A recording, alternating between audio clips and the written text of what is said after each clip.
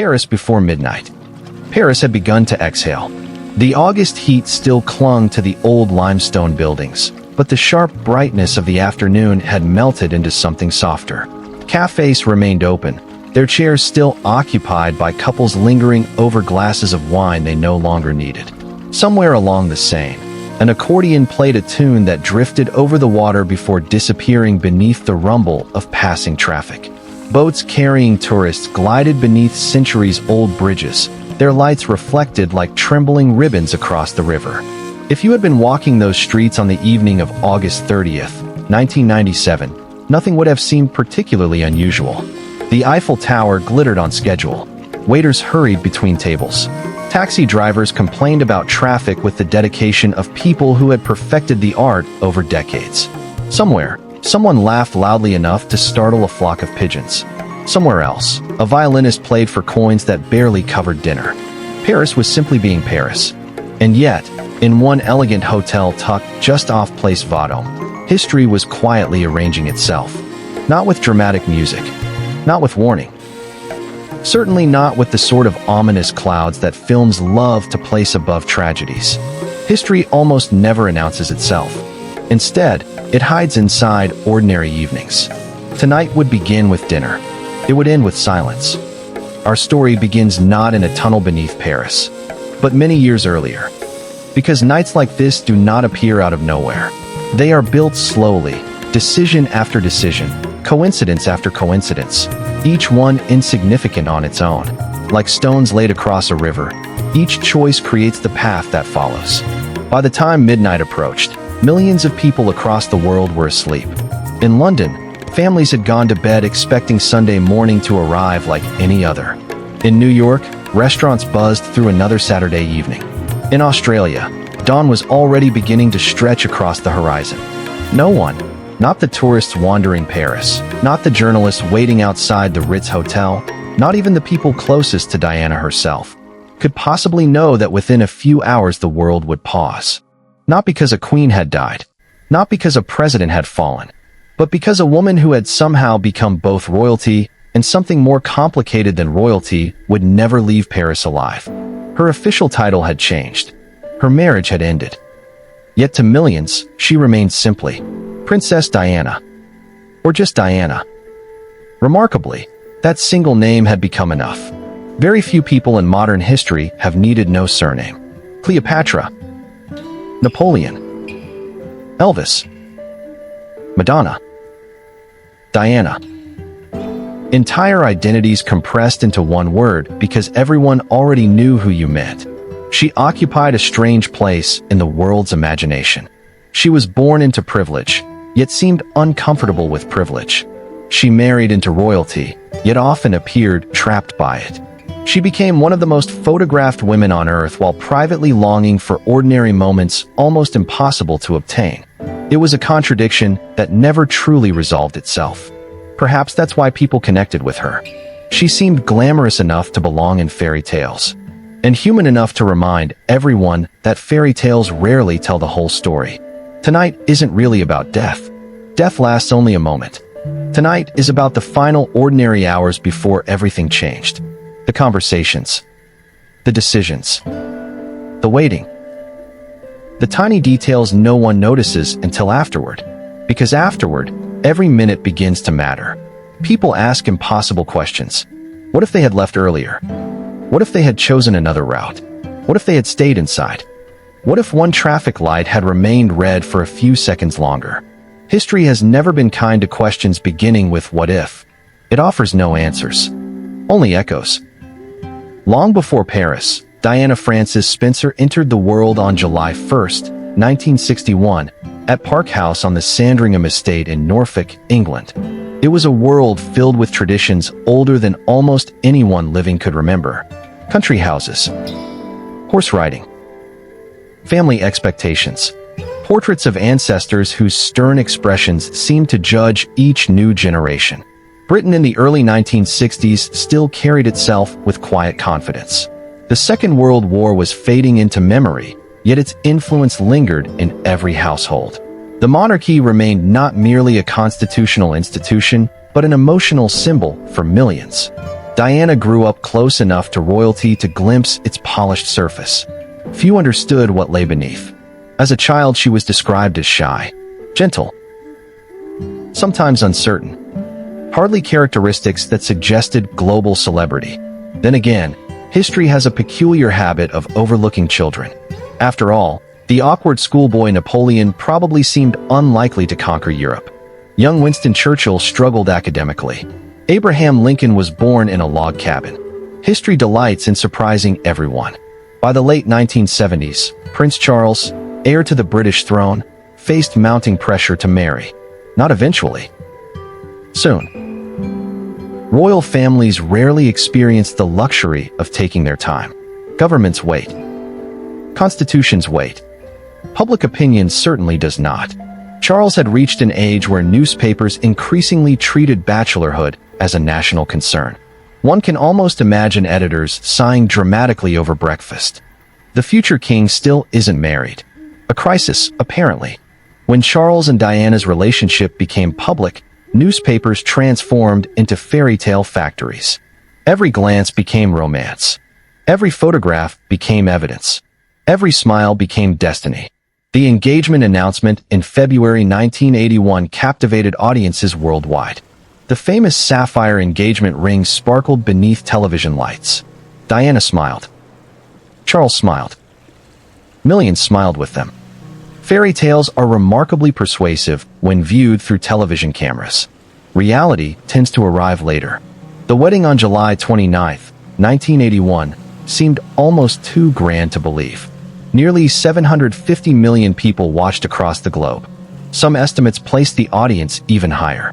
St. Paul's Cathedral overflowed with flowers, uniforms, music, and pageantry refined over centuries. The dress became legendary before the ceremony had even ended. Children waved Union Jacks. Church bells echoed through London. For one extraordinary day, optimism appeared effortless.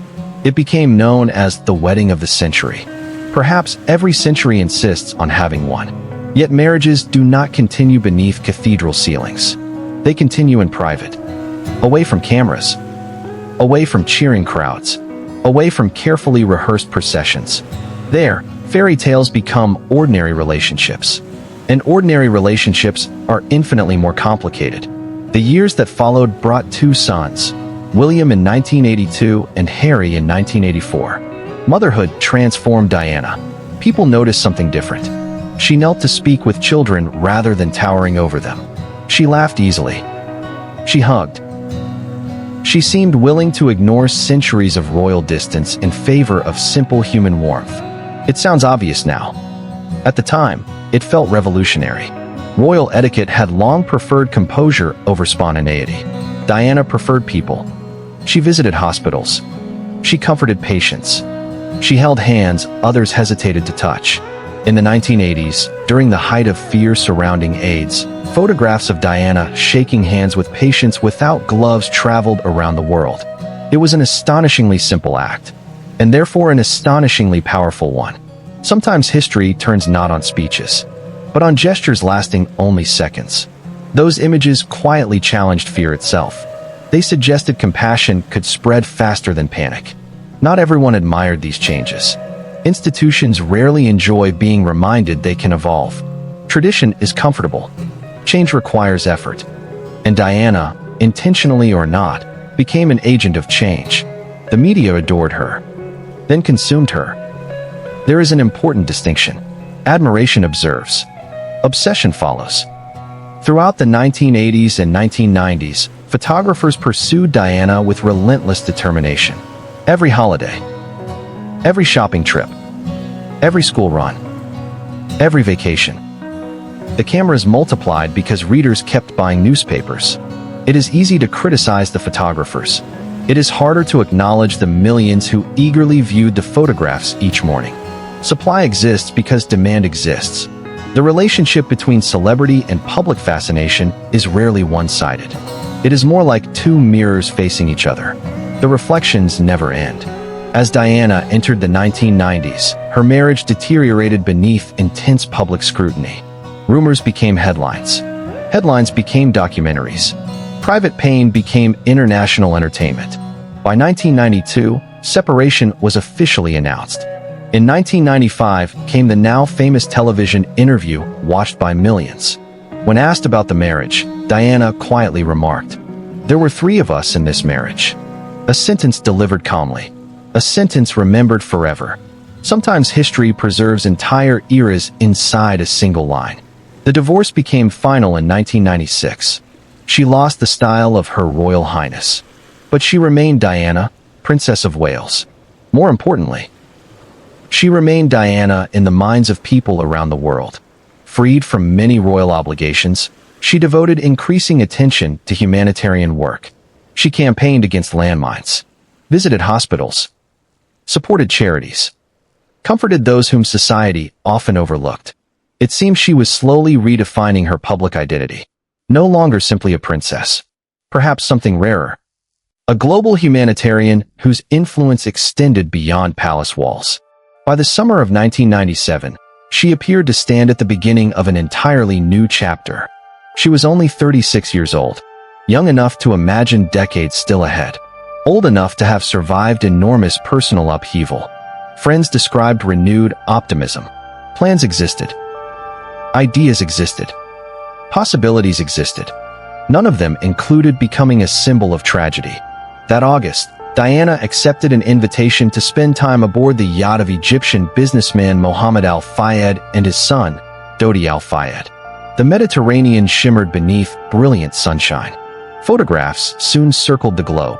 Diana laughing. Diana diving from the yacht. Diana seated beside Dodi. The world's newspapers immediately began constructing narratives. Were they in love?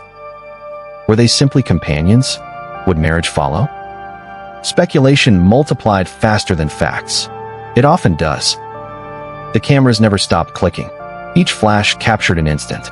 None captured certainty. And so, as August drew toward its close, Diana and Dodi traveled to Paris. They expected only a brief stay. One final evening before returning to London. One dinner. One night. One journey through one of the world's most beautiful cities. Outside the Ritz Hotel, photographers had already begun to gather. Engines idled. Camera lenses waited. Streetlights flickered to life. Inside, guests dined beneath crystal chandeliers, blissfully unaware that history had quietly taken a seat among them. The clock continued moving, minute by minute. Toward midnight. Toward destiny. Toward a journey lasting only a few minutes, yet remembered for generations. And as Paris settled deeper into the warm silence of late August, the city remained beautiful. Almost impossibly beautiful. The river flowed. The cafes stayed open. Music drifted through narrow streets. Somewhere, church bells marked another passing hour. The night looked exactly like thousands of other Parisian nights. That was the remarkable thing. History often wears an ordinary face until morning reveals what the darkness has hidden. And before dawn arrived over the Seine, everything would change. Summer 1997, a princess between two worlds. Morning arrived gently over the Mediterranean. The sea was almost impossibly still, its surface reflecting the pale gold of the rising sun like polished glass. Somewhere in the distance, the faint hum of another yacht drifted across the water. Gulls circled lazily overhead, occasionally crying into the silence before gliding toward the rocky coastline. The air smelled faintly of salt and warm pine trees. It should have been peaceful. And, for a little while, it truly was. For Diana, Princess of Wales, the summer of 1997 represented something unusual. Freedom. Or at least the closest thing she had experienced in years.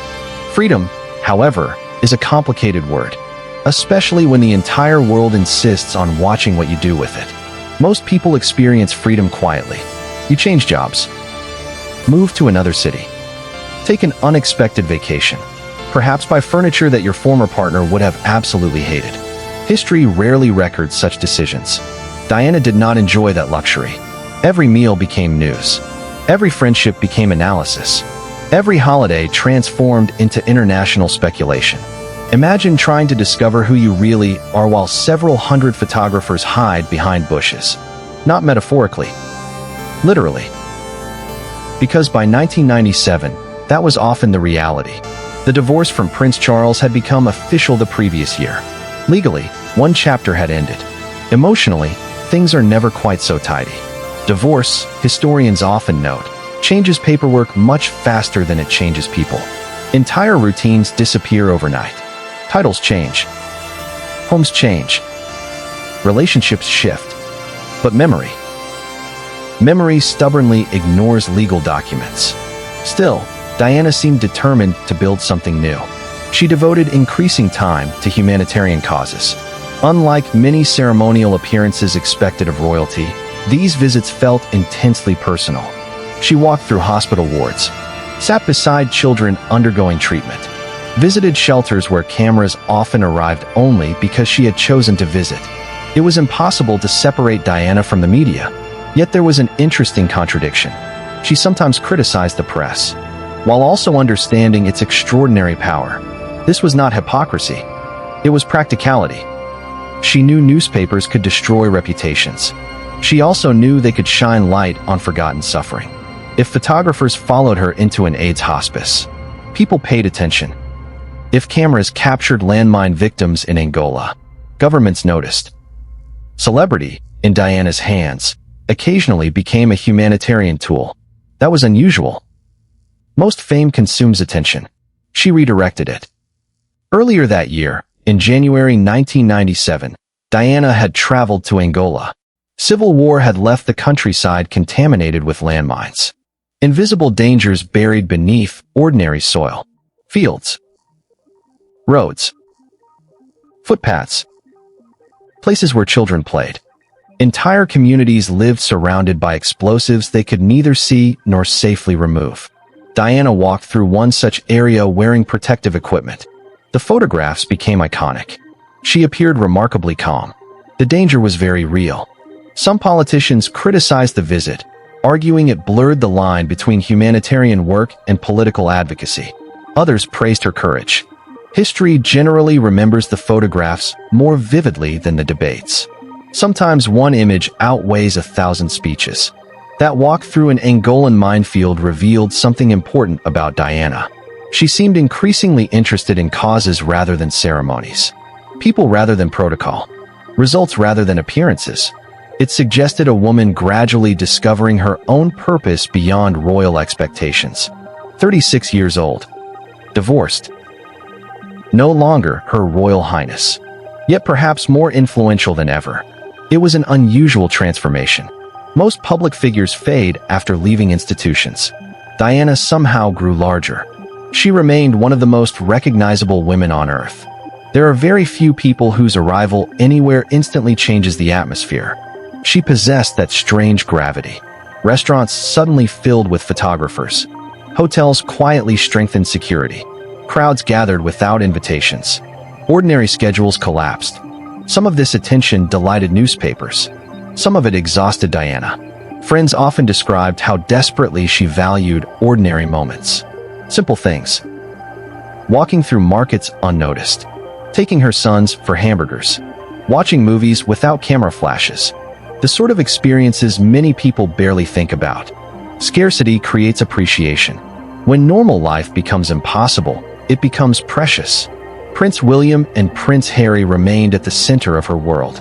Although separated from Charles, Diana worked carefully to provide her sons with experiences beyond palace walls. She took them to amusement parks, fast food restaurants, homeless shelters, hospitals. Not because these outings generated headlines, though they inevitably did, but because she believed future kings should understand ordinary lives. History offers countless examples of rulers isolated by privilege. Diana seemed determined to prevent that. Whether entirely successful or not remains open to debate. The intention itself mattered. As summer approached, William and Harry departed for their annual holiday with their father at Balmoral Castle in Scotland. It had become an established arrangement following the divorce. For Diana, it meant several weeks without her children. Friends later recalled that she missed them deeply. Parents rarely require historians to explain such feelings. The absence changes everything. Rooms seem quieter. Meals feel strangely incomplete. You catch yourself turning to mention something before remembering no one is there. During those weeks, Diana accepted an invitation from Mohammed Al Fayed. The wealthy Egyptian businessman owned Harrods department store in London and the Ritz Hotel in Paris. His son, Imad el-Din Mohammed Abdulmenem Fayed, better known simply as Dodi Fayed, had recently become an increasingly significant presence in Diana's life. Dodi occupied an unusual position within elite society. Educated, wealthy, comfortable among celebrities, he had worked in film production, contributing to projects that included Chariots of Fire. Though successful in certain circles, he remained somewhat overshadowed by his father's immense personality and business empire. People described Dodi in different ways: generous, charming, sometimes indecisive, accustomed to luxury, perhaps slightly restless. Like Diana, he existed inside a world where public attention arrived whether welcomed or not. The invitation seemed simple enough: a holiday aboard the family yacht. Sunshine, privacy, rest. At least, privacy was the intention. Reality proved somewhat different. The yacht, named Jonical, anchored off glamorous Mediterranean destinations. The French Riviera sparkled beneath relentless summer sunshine. Crystal clear water lapped gently against expensive boats belonging to people whose holidays probably cost more than small villages earned in a year. History has always enjoyed reminding us that inequality is not exactly a modern invention. Ancient Roman senators had luxurious seaside villas. Medieval kings hunted in private forests. Modern billionaires own yachts. The scenery changes. Human nature remains remarkably consistent. Photographs soon emerged. Diana diving into the sea, relaxing on deck, laughing with Dodi. The images appeared everywhere. British tabloids exploded with speculation. Romance, engagement, marriage, future plans.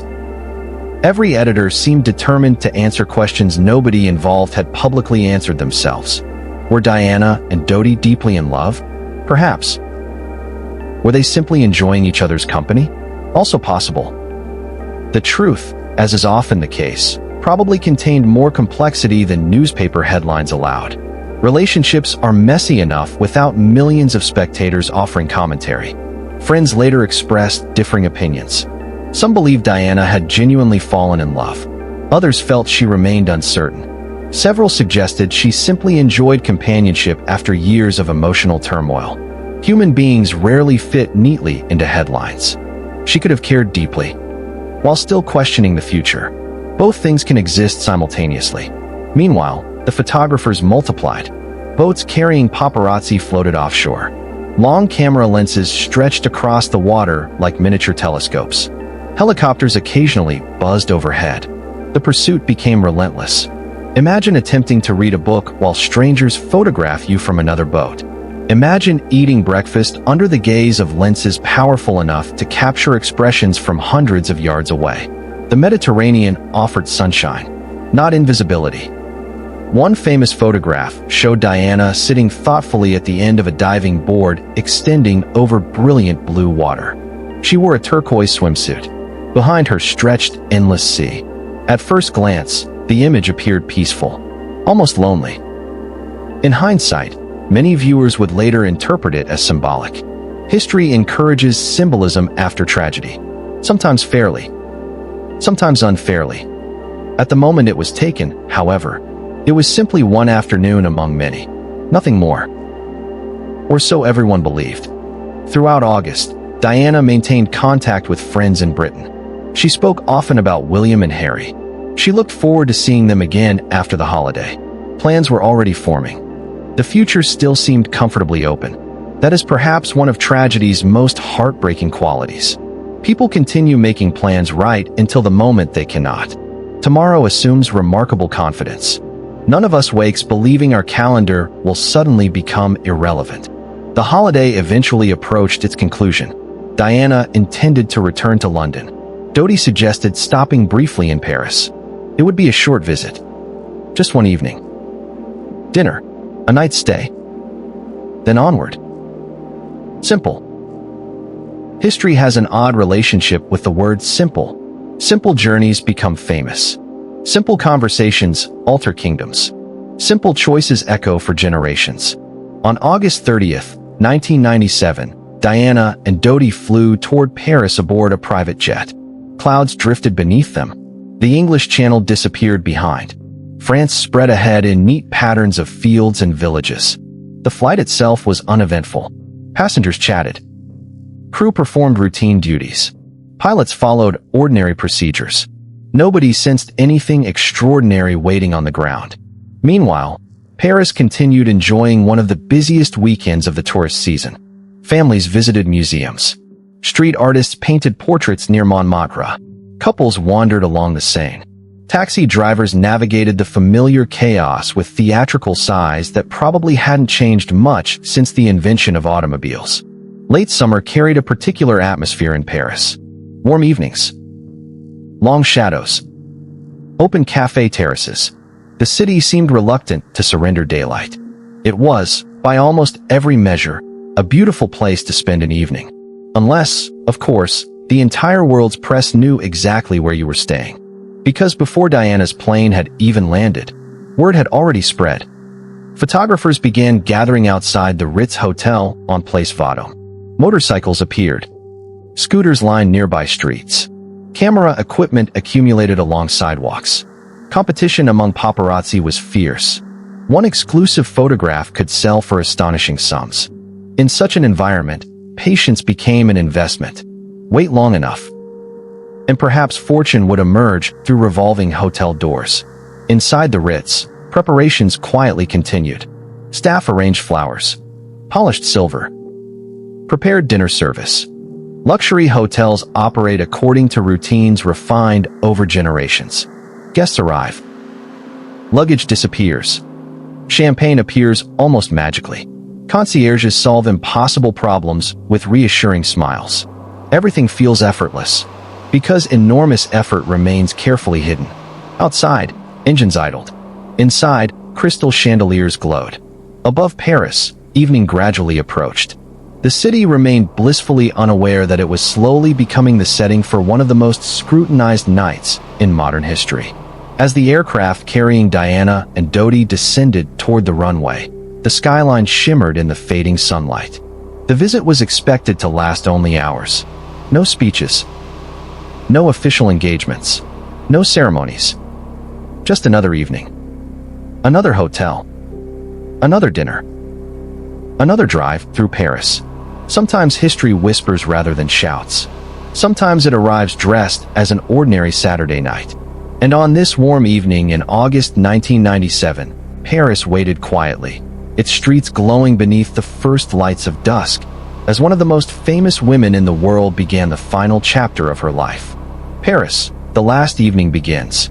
The aircraft touched down in Paris shortly after mid-afternoon. There was no triumphant arrival, no royal ceremony, no welcoming committee lined neatly beside the runway.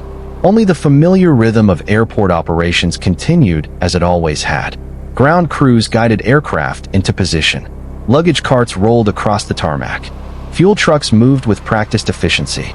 Travelers hurried toward terminals, thinking about dinner reservations, missed connections, or whether they had remembered to pack their passports.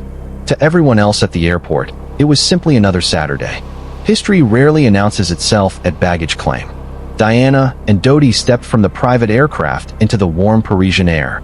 Summer still lingered over northern France. The sunlight carried that golden softness unique to late August, when evenings seem reluctant to arrive. For a brief moment, everything appeared perfectly ordinary. Then the cameras arrived. Not one. Not five.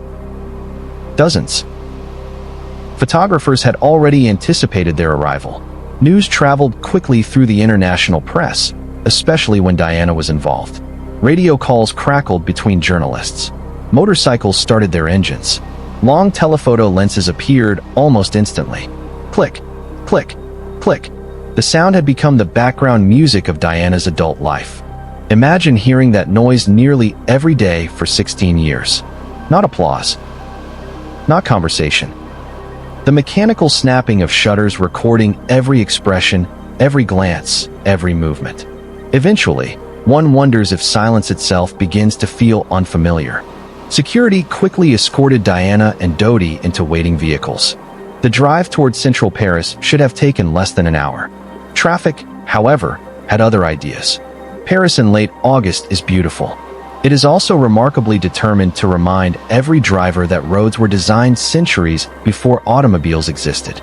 Narrow streets, unexpected intersections, tour buses attempting impossible turns, scooters weaving through gaps that looked entirely fictional, taxi drivers displaying levels of confidence bordering on supernatural. The city had always rewarded patience, as if that could ever go wrong for people attempting to avoid photographers. The motorcade moved steadily through the capital. Outside the windows, Paris unfolded like scenes from an old film. Elegant apartment buildings lined broad boulevards. Balconies overflowed with flowers. Cyclists drifted between lanes of traffic with astonishing bravery. The Seine shimmered beneath afternoon sunlight. Tourists pointed toward famous landmarks without realizing that inside one passing black Mercedes sat perhaps the most recognizable woman on earth. Recognition has peculiar consequences. Most people experience cities. Some people become part of the city's spectacle. Diana had long belonged to the second category. They arrived first at the Ritz Paris. The hotel had stood on Place Vendôme since the 19th century, becoming synonymous with luxury almost from the day it opened. Its guests over the decades included kings, writers, movie stars, diplomats, fashion designers, composers, and people wealthy enough to casually order room service that cost more than an average family's weekly grocery bill. Luxury hotels exist in a world with its own rules. Doors open before guests reach them. Flowers always appear fresh. Marble floors somehow remain spotless despite thousands of footsteps. Staff remember names with astonishing precision. Problems disappear before guests notice them. At least, that is the ideal. Today, the Ritz faced a challenge no concierge manual could entirely solve. The press already surrounded the building. Outside, photographers clustered behind barriers. Some stood on parked motorcycles. Others positioned themselves beside lamp posts. A few watched patiently from nearby cafes while pretending not to watch at all. Competition among paparazzi was relentless. One exclusive photograph of Diana could command enormous fees from newspapers across Europe. In that environment, every image represented potential fortune. Inside the hotel, however, another atmosphere prevailed. Soft carpets muffled footsteps. Crystal chandeliers cast warm light across polished marble. Fresh flowers filled elegant arrangements throughout the lobby. Guests sipped afternoon tea as though nothing unusual waited outside. Luxury often functions by creating the illusion that the outside world simply doesn't exist. For a little while, Diana could breathe. She and Dodi settled into the Imperial Suite, one of the hotel's most prestigious accommodations. The suite overlooked Place Vendôme. Large windows admitted streams of afternoon light. Antique furniture reflected centuries of craftsmanship. Silk curtains framed views of one of Paris's grandest squares. It was beautiful. Quiet. Temporarily protected from the crowd below. Temporary would become an important word. Reports from hotel staff later suggested Diana appeared relaxed during parts of the afternoon. She made phone calls. She spent time with Dodi. She looked through the windows toward the square below. No one can know every thought passing through another person's mind. Historians learn this lesson repeatedly. Documents preserve facts. Photographs preserve moments. Neither can fully preserve inner lives. It is tempting to imagine certainty. Reality offers only fragments. One confirmed fact, however, remains especially poignant. Throughout the day, Diana spoke with people close to her. Among the conversations was contact concerning her sons. William and Harry remained in Scotland with Prince Charles at Balmoral. She expected to see them again soon. Plans were still being made, as they always are. None of us realizes which conversation will become our last with someone we love. That knowledge arrives only afterward. And afterward is always too late. Meanwhile, outside the Ritz, the crowd continued growing. Journalists exchanged information. Hotel employees entered and exited through side doors. Curious tourists paused to ask what was happening. Some stayed. Others simply shrugged and continued sightseeing. After all, Paris offered plenty of attractions besides celebrities. though perhaps not many that attracted as many camera lenses. Dodi, meanwhile, seemed increasingly concerned about privacy. Friends and employees later described his frustration with the photographers. He wanted an evening away from constant attention. Understandably so. Privacy had become an expensive commodity. One cannot simply purchase anonymity. Even billionaires discover certain things remain unavailable. The afternoon gradually slipped toward evening. Inside the suite, discussions turned toward dinner. Originally, plans involved dining at a restaurant called Chez Benoit, one of Paris's respected establishments. Reservations had been considered, transportation arranged. The evening appeared straightforward. Then the photographers complicated everything. Word spread quickly that Diana might appear at the restaurant. Reporters began positioning themselves accordingly. Security staff worried that crowds would overwhelm the entrance. Changing plans suddenly seemed sensible. So they did. Instead of leaving for the restaurant, Diana and Dodi remained at the Ritz. The decision appeared practical, safer, simpler, perhaps even relaxing. Again, history possesses a peculiar sense of irony. Dinner would instead be prepared within the hotel itself, not in the main dining room. Some accounts suggest they initially entered the elegant restaurant before feeling uncomfortable with the attention from nearby guests. Others indicate they quickly decided greater privacy was necessary. Either way, they eventually chose to eat privately in the Imperial Suite.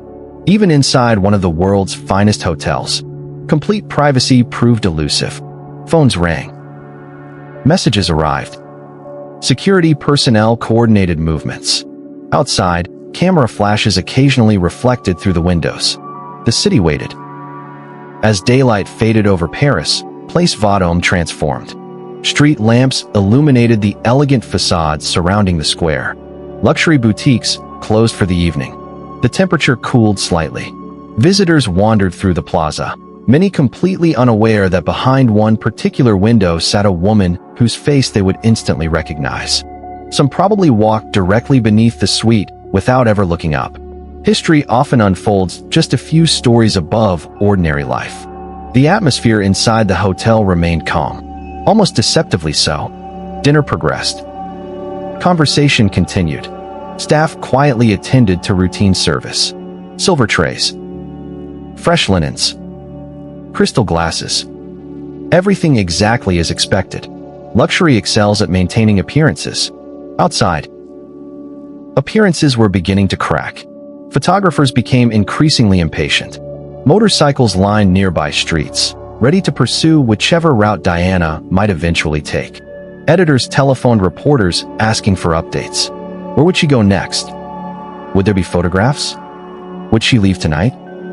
Nobody knew. Speculation filled the gaps where information failed. As evening deepened, Dodi consulted members of his security team. How could they leave without attracting an enormous procession? Could another entrance be used? Would a decoy vehicle help? The discussions reflected genuine concern, not panic. Not yet. Simply the practical problems created whenever the world's most photographed woman attempted to travel through a major city. One proposal gradually gained support. Instead of departing through the hotel's famous front entrance, perhaps they could leave quietly through the rear. The Ritz possessed a secondary exit on Rue Cambon. Less visible, less crowded, perhaps unnoticed.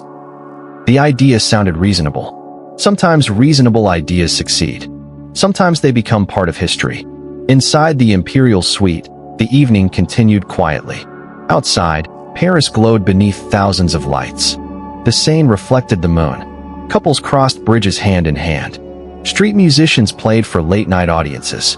The city itself remained utterly indifferent to fame. Paris had survived revolutions, empires, occupations, liberations. It had watched kings rise and fall long before photographers invented telephoto lenses. One more celebrity evening scarcely mattered to the ancient stones beneath its streets. Or so it seemed. Just before night settled fully over the city, Diana looked out across Place Vendôme. The square shimmered under elegant lamps. Cars circled the central column. People laughed somewhere below. It was, by every ordinary measure, another beautiful Parisian night. Beautiful nights have an unfortunate habit of becoming unforgettable for reasons no one expects. Within only a few hours, every decision made inside the Ritz would be examined by investigators, journalists, historians, filmmakers, and millions of ordinary people searching for answers. Why this route? Why this timing? Why this plan? But in that quiet hotel suite, those questions did not yet exist. There was only the evening. Only the city beyond the windows. Only the hope that, somehow, they might slip unnoticed into the Paris night. Outside, the photographers tightened the straps on their cameras. Motorcycle engines occasionally rumbled to life before falling silent again. The waiting had become almost theatrical. Everyone sensed something was about to happen. No one knew exactly what. The clocks continued moving toward midnight. 1 minute. Then another. The warm August night wrapped itself around Paris. And downstairs, in the quiet corridors of the Ritz, preparations slowly began for a departure that would last only a matter of minutes, yet echo through history for generations. The Ritz, decisions before midnight. Night settled gently over Paris. By 10 o'clock, the city had changed character. The hurried rhythm of afternoon shopping had faded into the slower heartbeat of restaurants, cafes, and late-night conversations. Candles flickered on outdoor tables. Glasses clinked softly beneath awnings. Somewhere along the Seine, a sightseeing boat drifted beneath the Pont, its passengers pointing toward illuminated monuments that had witnessed centuries of triumphs and tragedies without ever commenting on either. Paris had become quieter, not silent. Paris is never truly silent. There is always the distant hum of traffic, the echo of footsteps on old stone sidewalks, the murmur of conversations floating from open windows. Cities with histories stretching back thousands of years seem incapable of complete silence. Inside the Ritz Hotel, however, there were moments when everything seemed almost still. The Imperial Suite felt insulated from the world outside. Heavy curtains softened the sounds from Place Vendôme. Crystal lamps cast warm pools of light across polished wood furniture. Fresh flowers filled the room with a faint fragrance that blended with the lingering aroma of dinner. It was elegant, comfortable, almost peaceful. Yet beneath that calm, decisions were quietly taking shape. Not dramatic decisions, not life-changing ones. At least, they certainly did not appear that way at the time. Simple logistical choices. How to leave the hotel. Which vehicle to use. Which exit offered the greatest privacy. The kind of conversations that happen countless times every day around the world. Only later would every sentence become the subject of extraordinary scrutiny. Dodi Al-Fayed paced through parts of the suite. Several witnesses later recalled that he seemed increasingly irritated by the persistent presence of photographers outside. It was understandable. Throughout the Mediterranean holiday, cameras had followed nearly every movement. Now, even inside one of the world's most prestigious hotels, privacy remained frustratingly out of reach. One might spend a fortune on luxury accommodations only to discover that camera lenses are remarkably unimpressed by expensive wallpaper. Members of the security team discussed possible departure plans. The Ritz employed experienced security personnel. Protecting high-profile guests was hardly unusual. Celebrities, diplomats, business leaders, and members of royal families regularly stayed there. But Diana presented a unique challenge. She was not simply famous. She was perhaps the most photographed woman in the world. There was no handbook for that. Several possible options were considered. Leave through the main entrance. Use the rear entrance on Rue Cambon. Wait until photographers became tired. Perhaps depart much later. Each idea carried advantages and disadvantages. None promised complete success. Outside, the photographers remained remarkably patient. Patience, after all, could be extremely profitable. A single exclusive photograph might appear on newspaper front pages across dozens of countries the following morning. Competition among paparazzi was fierce. Many worked independently. Others represented agencies that sold images internationally. They watched every entrance, listened to police radios, shared rumors, guessed, waited. It became something resembling a chess match. Inside the hotel, people planned movement. Outside, people anticipated it. Neither side knew exactly what the other intended. Meanwhile, Diana appeared considerably calmer than many around her. Accounts from hotel employees suggest she did not display obvious signs of anxiety. She had, after all, lived with this level of media attention for many years. One develops coping mechanisms, not because the attention becomes pleasant, simply because it becomes familiar. There is an important distinction between accepting something and becoming accustomed to it. One can dislike rain while still remembering to carry an umbrella. Diana had long since learned to carry emotional umbrellas. Yet even resilience has limits. Years of constant observation had taken a toll. Friends often described how difficult ordinary life had become. Imagine taking your children for ice cream while strangers sprint alongside your car. Imagine walking through a park accompanied by dozens of cameras. Imagine discovering that even moments of grief or exhaustion appear on front pages before breakfast. Eventually, privacy becomes something remembered rather than experienced. Around the same time, conversations continued between members of Doty's staff. The plan gradually became more defined. A decoy vehicle would leave from the front entrance. The hope was simple. Photographers would follow the obvious car. Meanwhile, Diana and Doty would quietly exit through the rear.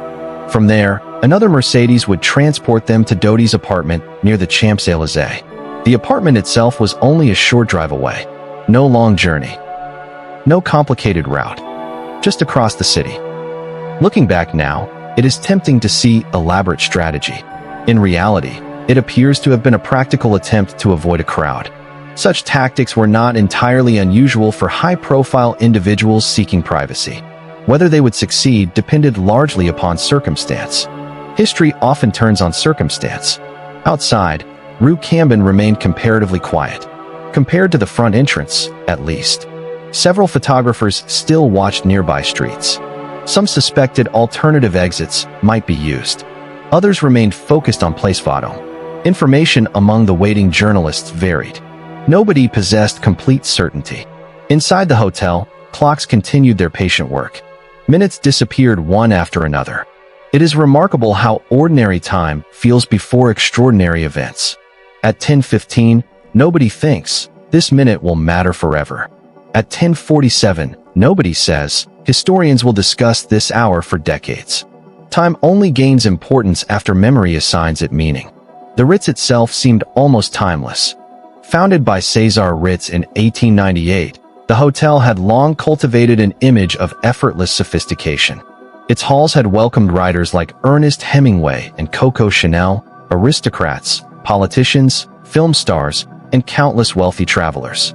Staff prided themselves on anticipating guests' needs before those needs were spoken aloud. Yet tonight presented a situation beyond elegance. Luxury cannot negotiate with relentless public fascination. Outside, scooters and motorcycles remained positioned along nearby streets. Many paparazzi favored motorcycles because they could move quickly through congested Parisian traffic. Cars became trapped. Motorcycles slipped through narrow gaps. Paris rewarded agility. Unfortunately, so did celebrity photography. Some journalists waited with remarkable professionalism. Others displayed considerably more aggression. It is important to distinguish between them. Not every photographer behaved recklessly. Not every member of the press pursued celebrities in identical ways. History sometimes paints broad pictures. Reality usually contains finer details. Inside the suite, conversation drifted naturally between practical matters and personal ones. No transcript exists. No recording preserves those final private exchanges. That absence deserves respect. There are moments in history where imagination should yield to humility. We know certain facts. We do not know every word spoken, and pretending otherwise does history no favors. At approximately the same time, Diana reportedly telephoned friends in Britain. Some conversations were brief. Others involved ordinary plans for the coming days. She looked forward to returning home. William and Harry would soon be back from Balmoral. The familiar rhythm of motherhood would resume. The future remained full of small expectations. Perhaps that is one of the quiet tragedies of life itself. We continue planning tomorrow right until tomorrow refuses to arrive. Downstairs, hotel staff prepared for the departure. Vehicles were positioned. Drivers received instructions. Security coordinated movements. Everything appeared organized. Nothing suggested catastrophe. The Mercedes-Benz S280 selected for the journey waited outside the rear entrance.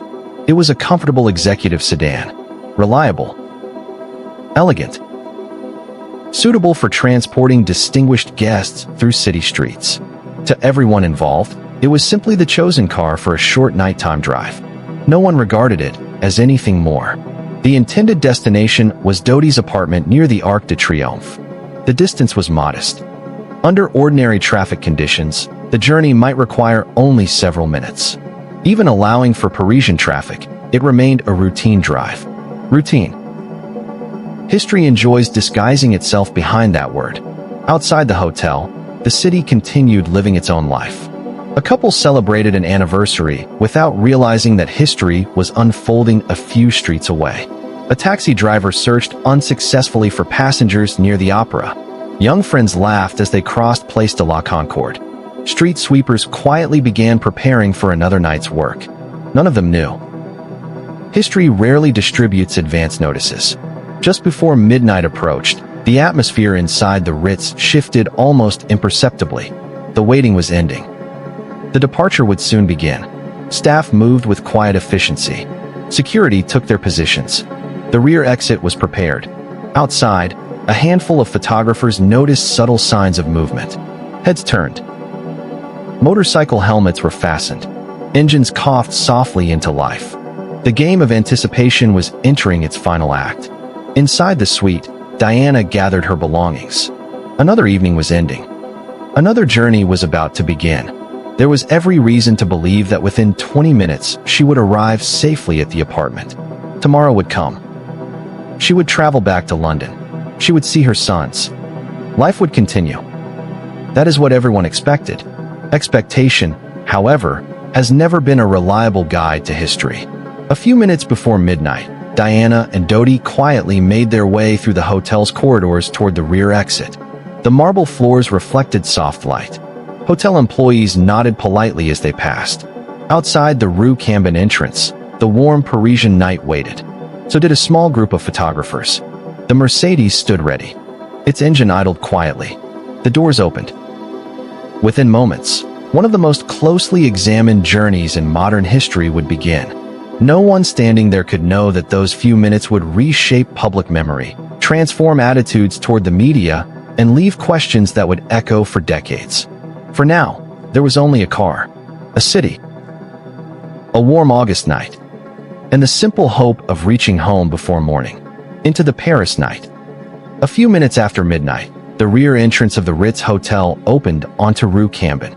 Unlike the grand entrance facing Place Vendôme, this doorway was quiet. There were no velvet ropes, no marble staircase, no crowd of curious tourists pausing to admire the famous hotel. Instead, the narrow street was dimly lit, lined with parked cars and shadowed by the elegant facades of central Paris. The city felt smaller here, more intimate. For a brief moment, it almost seemed as though the plan had worked. Almost. The black Mercedes-Benz S280 waited with its engine already running. The vehicle was not unusual. In fact, it was almost deliberately ordinary by luxury hotel standards. Comfortable, discreet, and suitable for transporting important guests through the city without attracting unnecessary attention. History has a strange habit of assigning symbolic importance to ordinary objects. An ordinary fountain pen signs a declaration of war. An ordinary train carries soldiers toward history. An ordinary car becomes one of the most recognized vehicles of an entire generation. Tonight, it was simply transportation. Nothing more. Diana stepped outside first. Witnesses later described her appearance as calm. She wore a dark jacket over light-colored trousers, practical for a cool Paris evening. Her expression, according to those who briefly saw her, seemed composed. Not cheerful. Not distressed. Simply tired after another long day of travel and relentless public attention. She climbed into the rear passenger compartment. Dodi followed moments later. The two sat together in the back seat. Outside, security personnel moved quickly but without obvious urgency. Every second mattered, not because anyone anticipated danger, but because every extra moment increased the likelihood that photographers would notice the departure. They had hoped to leave quietly, but quiet rarely survives where Diana is concerned. Within moments, several photographers recognized what was happening. Motorcycle engines roared to life. Scooters pulled away from the curb. Camera flashes erupted into the darkness. Click, click, click. Even before the Mercedes had fully entered the street, the familiar soundtrack returned. For Diana, it must have sounded painfully familiar. Nearly 2 decades of flashes. Nearly 2 decades of strangers recording her life one fraction of a second at a time. Birthdays. Vacations. Hospital visits. School events with William and Harry. Charity work. Moments of happiness. Moments of grief. The camera never seemed to distinguish between them. It simply recorded. The Mercedes pulled smoothly away from the hotel. Behind it, motorcycles began following. Some photographers accelerated immediately. Others hesitated, uncertain whether this was the real departure or merely another decoy. Confusion lasted only seconds. Soon, several motorcycles were moving through the quiet Paris streets behind the car. Inside the Mercedes, the atmosphere remains largely unknown. No recordings exist. No diary entries describe those final conversations. Historians must resist the temptation to invent dialogue simply because silence feels uncomfortable. We know the route. We know approximately where the car traveled. We know the timing. The private words shared between Diana and Dodi belong to history's permanent mysteries. Perhaps they discussed the apartment. Perhaps they spoke about London. Perhaps they said very little at all. Long days often leave people content simply to sit together without conversation. Silence is not always empty. Sometimes it is restful. The Mercedes continued westward through central Paris. Outside, the city remained breathtaking. The illuminated facades of historic buildings glowed softly beneath rows of streetlights. The Place de la Concorde shimmered in the distance.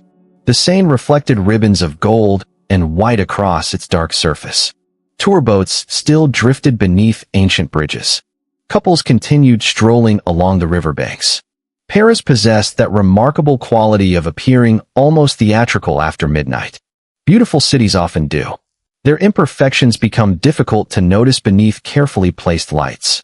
The roads, however, were not empty. Despite the late hour, traffic still moved steadily. Taxis, private cars, delivery vehicles, motorcycles. Saturday nights in Paris rarely end early. The city continued living its ordinary life. No one along those streets could have imagined how closely future investigators would examine this exact route. Every intersection, every traffic signal, every witness, every second. History would later slow these few minutes almost to a standstill. At the time, they passed with ordinary speed. Several photographers continued following. Accounts differ regarding the exact number. Investigations later established that multiple photographers on motorcycles and in cars pursued the Mercedes after it left the Ritz. Some remained at greater distances. Others attempted to stay close enough for photographs. The pursuit became one element among many that investigators would later examine in extraordinary detail. It is important to pause here. Popular culture has often simplified this night into a single dramatic narrative. Reality was more complicated. The official investigations conducted in France and later in the United Kingdom examined numerous factors surrounding the crash, including the actions of the driver, vehicle speed, road conditions, and the presence of pursuing photographers. No single factor alone explains every aspect of what followed. History rarely rewards simple explanations. As the Mercedes moved through the city, Paris remained blissfully unaware. A waiter stacked chairs outside a cafe. Street cleaners washed sections of pavement. Young friends laughed outside a cinema. Somewhere, church bells quietly marked another passing quarter hour. Time continued without ceremony. Inside the car, Diana was only minutes from the intended destination. The apartment near the Champs-Élysées was not far away. A short drive. Nothing more. It is astonishing how many lives are divided by journeys lasting less than 15 minutes. The driver guided the Mercedes toward the Riverside Expressway. This route allowed traffic to move more quickly through parts of central Paris. The roads alongside the Seine curved gently beneath bridges that had stood for generations. Stone embankments reflected the city's lights. The river flowed calmly beside them, utterly indifferent to human plans. Rivers possess remarkable patience. They outlive kings, empires, republics, wars. They simply continue flowing. As the Mercedes approached the western side of central Paris, the Eiffel Tower stood illuminated against the night sky. Tourists pointed cameras upward. Ironically, many cameras were aimed toward Paris's most famous monument, while other cameras pursued one of the world's most famous people only a short distance away. Attention is a curious thing. It constantly shifts, sometimes within seconds. The convoy of motorcycles behind the Mercedes remained in motion. Some photographers hoped for a clear picture through the rear window. Others simply tried to keep the vehicle in sight. News agencies paid well for exclusive images. Competition encouraged persistence. Persistence, unfortunately, can sometimes become recklessness. The streets narrowed. The lights flickered rhythmically across the windshield as the car passed beneath rows of trees and bridges. From inside the Mercedes, Paris must have appeared almost dreamlike. Golden lights. Dark river. Ancient stone. Reflections gliding across the glass. One of the world's most beautiful cities unfolding after midnight.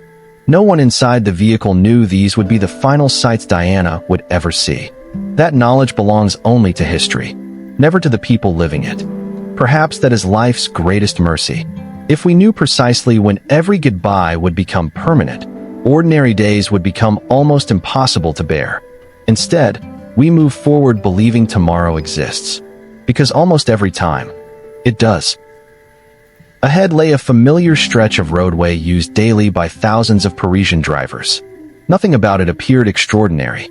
Concrete walls, streetlights, traffic lanes. Just another section of urban road. The kind of place people pass through without remembering. Within minutes, the entire world would know its name. The clocks had moved just beyond midnight. The journey, which had seemed so routine only moments before, was nearing its end. Behind the Mercedes, motorcycles continued following through the warm August night. Ahead, the entrance to the Alma underpass came steadily closer. Paris remained beautiful. The river continued flowing. The city still believed it was simply another Saturday night. History, however, had already begun to turn its next page. The Alma underpass. The roadway ahead seemed unremarkable. It curved gently beside the Seine, descending toward the underpass beneath the Pont de l'Alma. Thousands of drivers had traveled this route before. Thousands would travel it again in the years that followed.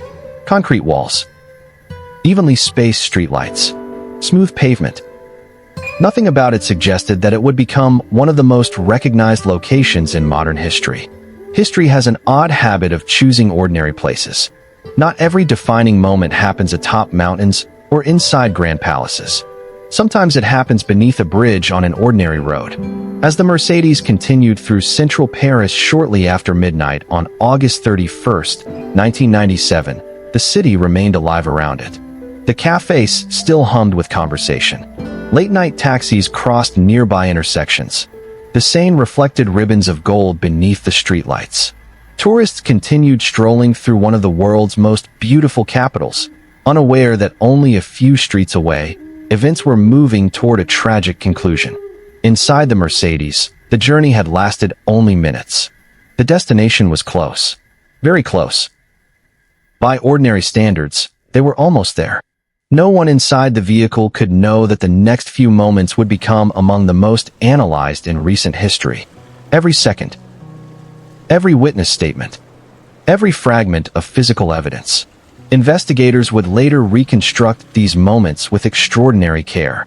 Because when a globally known public figure dies unexpectedly, every detail matters.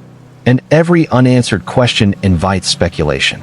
The official investigations conducted by French authorities and later reviewed extensively in the United Kingdom concluded that the collision resulted from a combination of factors, including the speed of the vehicle and the impairment of the driver.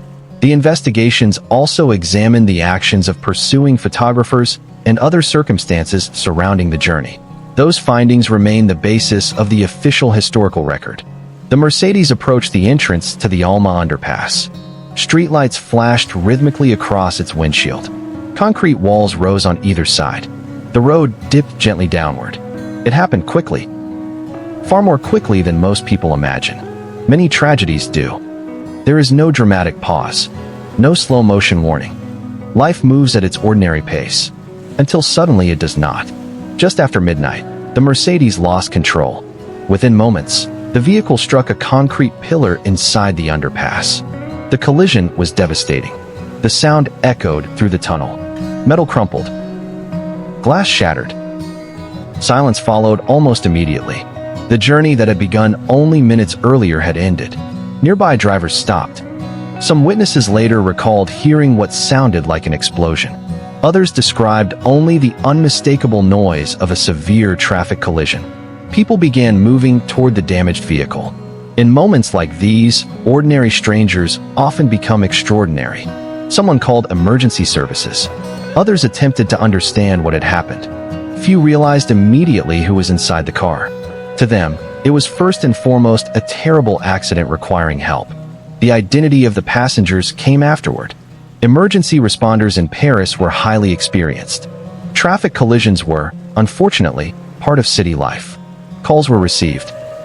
Units were dispatched. Police officers. Firefighters. Medical teams. Each followed procedures refined through years of training. Within minutes, the underpass became a scene of organized urgency. Blue emergency lights reflected off the tunnel walls. Radio communications filled the air. Traffic came to a halt. Medical personnel immediately assessed the occupants. The situation was critical. Dodi El-Fayed had suffered catastrophic injuries. The driver had also sustained fatal injuries. The bodyguard, seated in the front passenger seat, was seriously injured but survived. Diana remained alive. Emergency physicians began treatment at the scene. French emergency medicine places significant emphasis on stabilizing critically injured patients before transport whenever possible. To observers unfamiliar with that system, the response sometimes appeared slower than expected. In reality, medical teams were performing advanced interventions intended to maximize the patient's chance of survival before moving her. Every decision reflected established medical practice. Around them, confusion grew. Police secured the area. Witnesses were interviewed. Photographers who had arrived behind the Mercedes were also present at the scene. Some attempted to take photographs. Others were questioned by police. Several photographers were detained as investigators began establishing exactly what had occurred. In the years that followed, these moments would become the subject of intense public debate. Rumors spread rapidly. Conspiracy theories flourished. Books, documentaries, and television programs proposed countless alternative explanations. Yet decades of investigations, including Operation Paget in the United Kingdom, examined these claims extensively and found no credible evidence supporting allegations of assassination or a broader conspiracy. Instead, investigators concluded that the crash resulted from the circumstances surrounding that night's journey. History sometimes disappoints those searching for elaborate mysteries. Reality often proves tragic enough on its own. Above the tunnel, Paris continued almost unaware. Restaurants remained open. People laughed on terraces. The Eiffel Tower continued its scheduled illuminations. Life has an astonishing ability to continue while history unfolds only a few hundred meters away. Inside the tunnel, however, time seemed to slow. Doctors worked methodically. Police documented the scene. Firefighters carefully stabilized the wrecked vehicle. Every action carried immense importance. No one present knew exactly how the rest of the night would unfold. Only that everything possible was being done.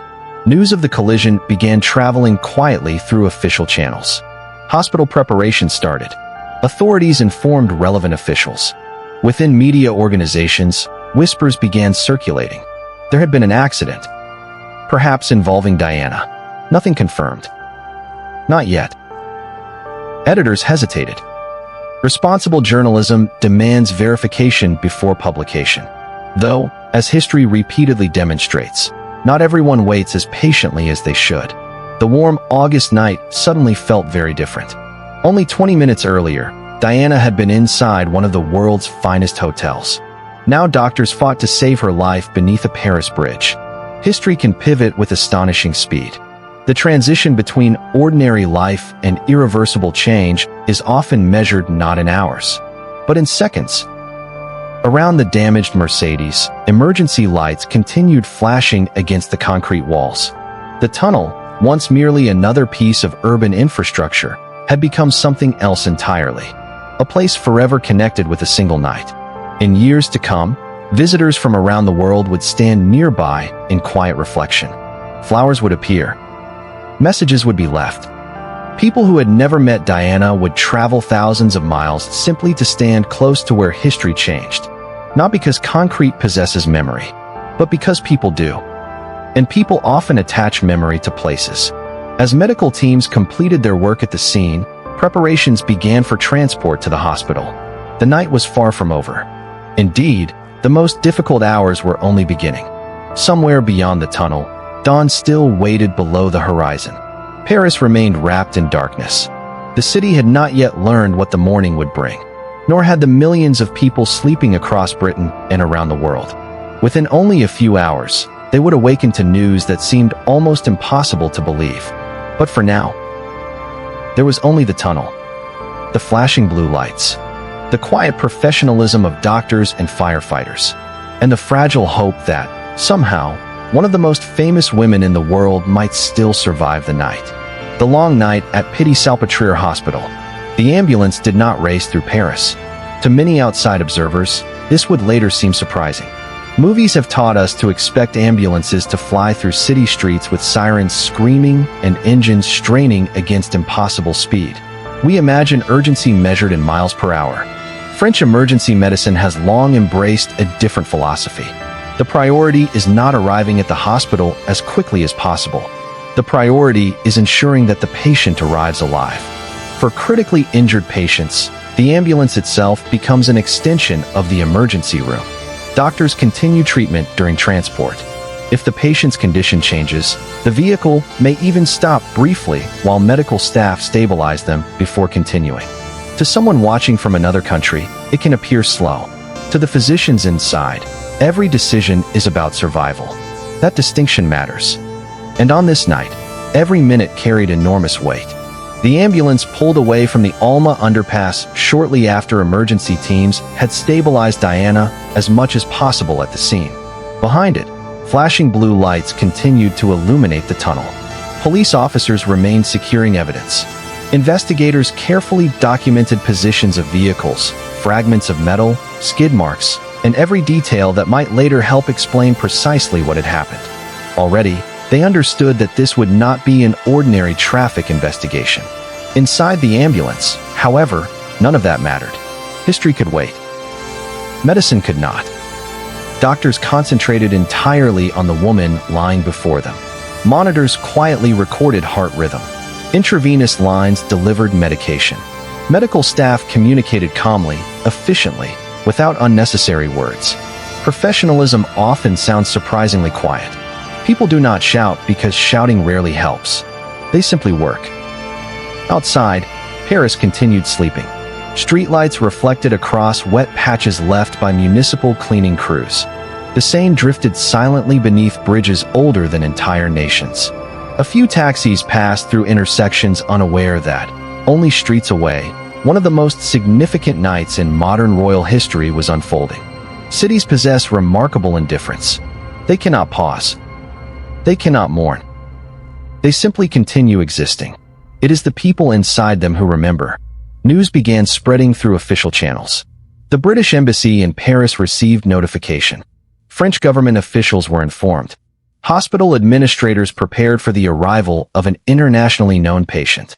Within media organizations, uncertainty transformed into urgency. Editors telephoned correspondents. Television producers interrupted ordinary weekend programming meetings. Journalists began asking the same question in dozens of languages.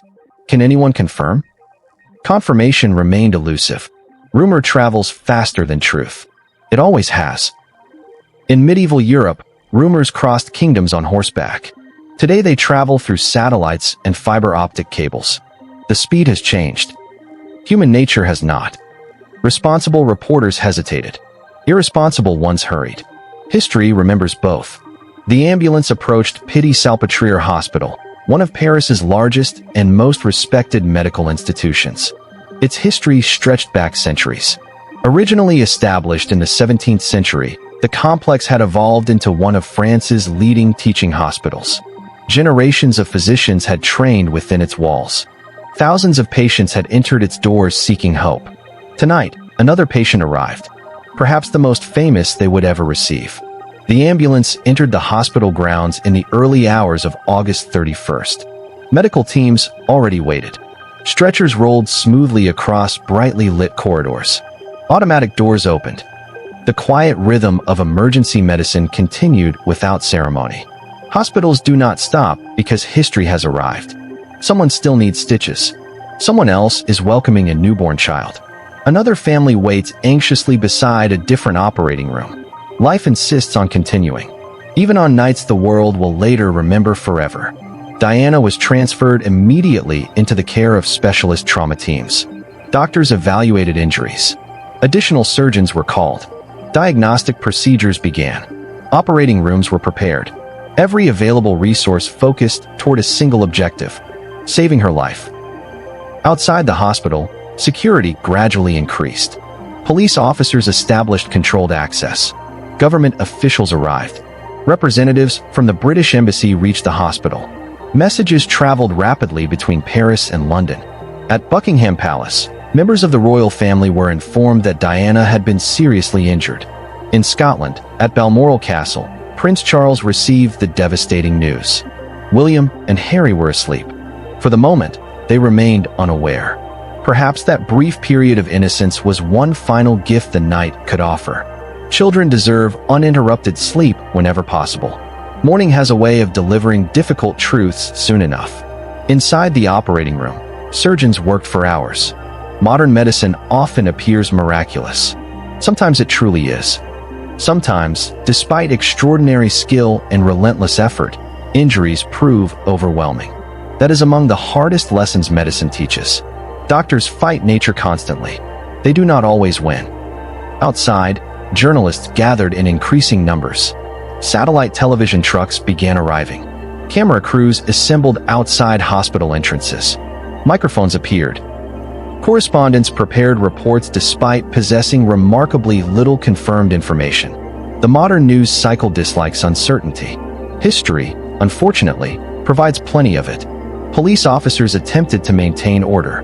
Hospital staff continued treating ordinary patients while navigating extraordinary attention. Some visitors entering the hospital had no idea why cameras suddenly filled the parking areas. Others realized immediately.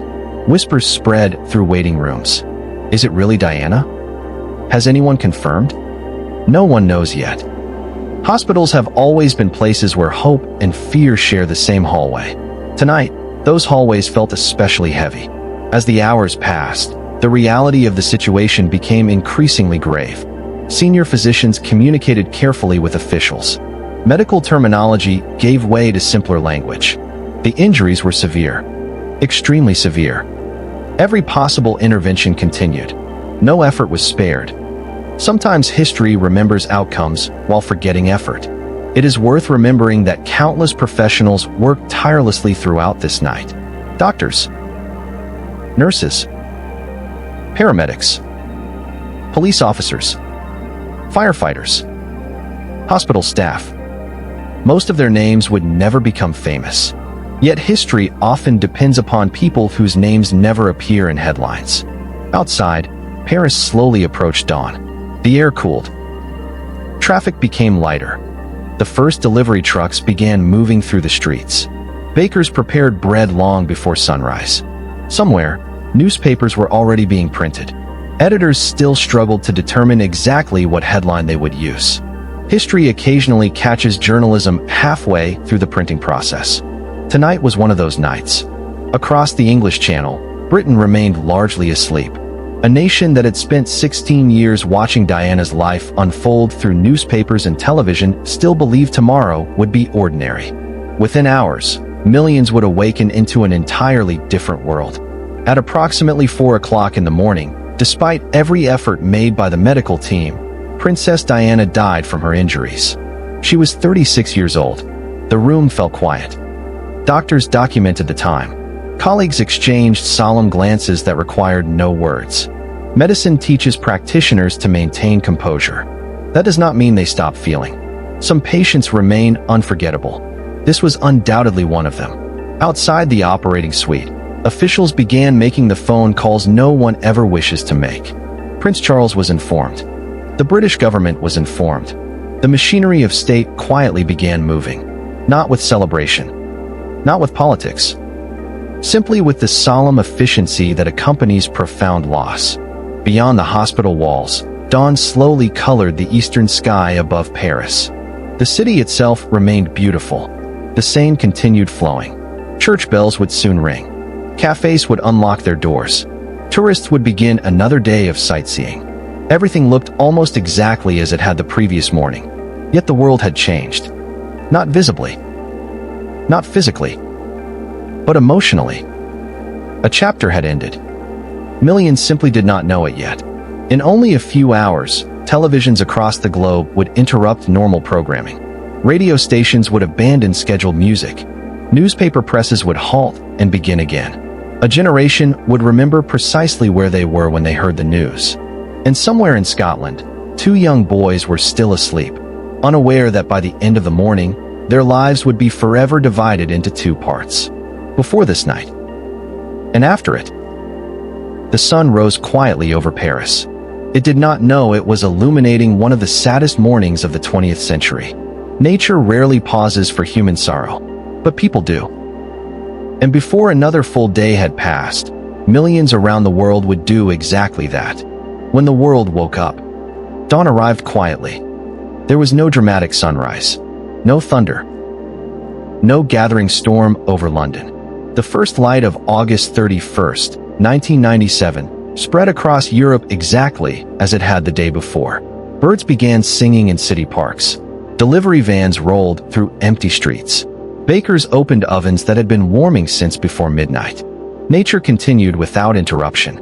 It always does. Human history, however, had changed during the night. Inside Pity-Salpêtrière Hospital, the frantic urgency that had filled the operating rooms slowly gave way to a profound stillness. Doctors completed their final documentation. Nurses quietly prepared the room. Police officers remained nearby. Officials began coordinating the next series of events with the careful precision that accompanies moments of national importance. No celebration. No panic. Only solemn duty. Medicine had reached the point every physician hopes never to reach. Everything that could be done had been done. Shortly after Diana's death, one of the most difficult responsibilities of the night remained.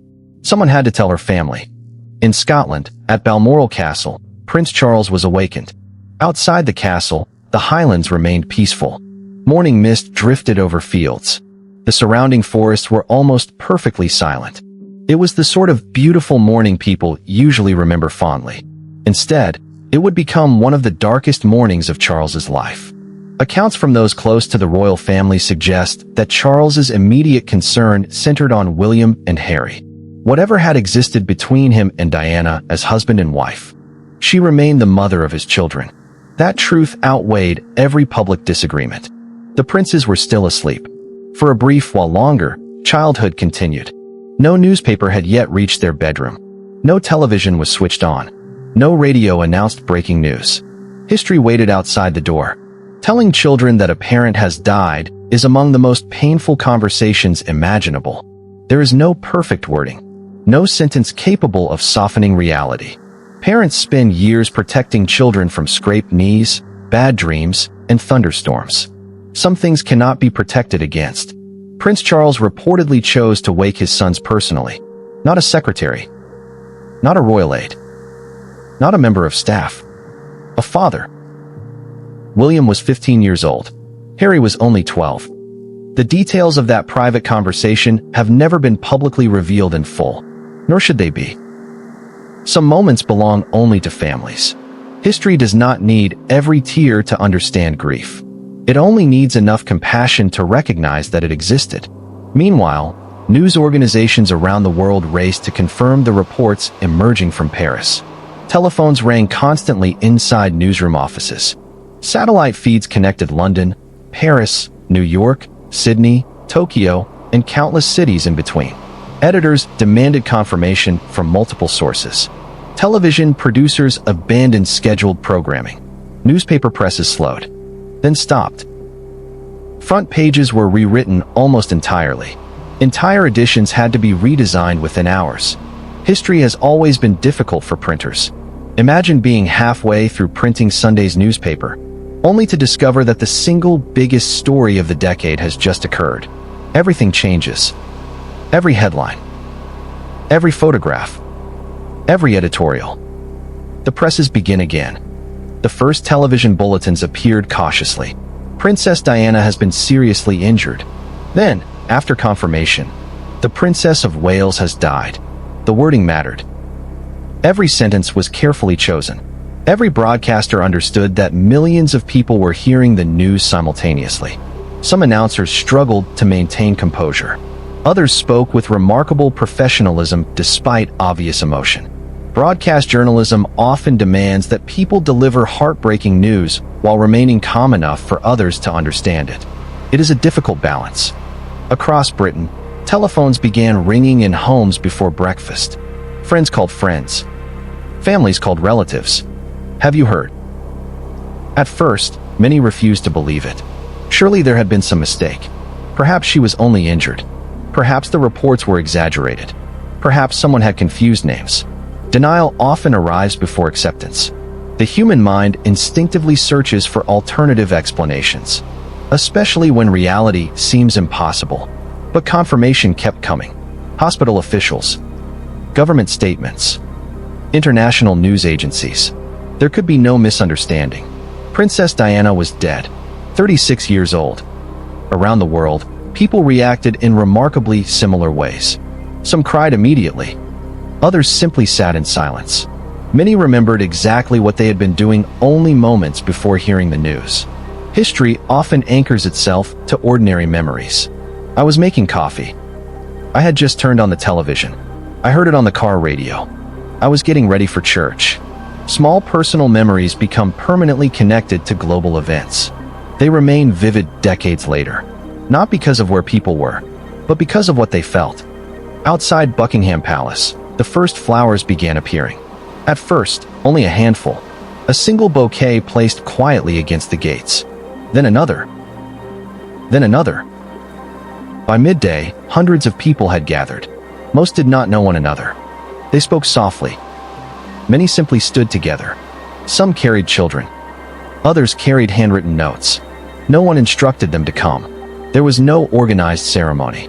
People simply arrived. Grief possesses its own geography. Sometimes it draws strangers together without invitation. The same scenes unfolded outside Kensington Palace, Diana's London home. Flowers accumulated hour by hour. Roses, lilies, sunflowers, white carnations. Small teddy bears appeared beside handwritten letters. Children placed drawings among the bouquets. People who had never met Diana wrote messages beginning with simple words. Thank you. We'll miss you. You changed lives. Many notes contained remarkably personal language. It reflected something historians would later study carefully. Millions of people felt they knew Diana. Of course, they did not. Not personally. But through years of interviews, photographs, documentaries, and public appearances, many had formed what psychologists call a parasocial relationship, an emotional connection with someone they had never actually met. Diana had occupied television screens for nearly 2 decades. She attended weddings, christenings, hospital visits, charity events. She had smiled from newspaper front pages almost every week. For many people, her presence had become strangely familiar. Her death, therefore, felt surprisingly personal, not because she belonged to their family, but because she had somehow become part of their lives. International leaders quickly issued statements. Presidents, prime ministers, kings and queens, religious leaders, humanitarian organizations. Tributes emphasized different aspects of her life. Some focused on her compassion. Others praised her humanitarian work. Many simply expressed sorrow. Politics briefly stepped aside. Loss has a remarkable ability to silence argument, at least for a little while. The reaction among charitable organizations proved especially emotional. Hospitals where Diana had visited lowered flags. Landmine campaigners mourned the loss of one of their most visible supporters. Organizations serving homeless communities remembered her willingness to visit without seeking publicity. One nurse later remarked that Diana possessed an unusual ability. When she entered a room, patients often stopped feeling like patients. For a little while, they simply felt like people. That gift cannot easily be measured. Statistics rarely capture kindness. Meanwhile, questions surrounding the crash multiplied almost as quickly as the flowers outside palace gates. How had it happened? Who was responsible? Could it have been prevented? Investigators had only begun their work. Facts required time. Public curiosity demanded answers immediately. Unfortunately, those two clocks rarely move at the same speed. Whenever uncertainty exists, rumor eagerly fills the empty space. Some rumors would disappear within days. Others would survive for decades despite repeated investigation. History teaches an uncomfortable lesson. The truth often travels more slowly than speculation. By afternoon, television coverage had become almost continuous. Images from Paris alternated with scenes from London. Flowers outside palace gates. Crowds standing silently. Reporters speaking in hushed voices. Old footage of Diana visiting hospitals played repeatedly. Her laughter. Her smile. Her handshake with AIDS patients. Her walk through minefields in Angola. The world had already begun transforming memory into legacy. That process starts almost immediately after loss. We begin asking not merely how someone died, but how they lived. As evening approached once again, Britain felt strangely subdued. Restaurants were quieter. Conversations softer. Even those who had never followed royal news sensed that something extraordinary had occurred.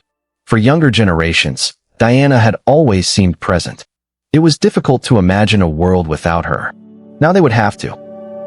And as another night settled over London, millions of flowers covered the pavements outside the palaces.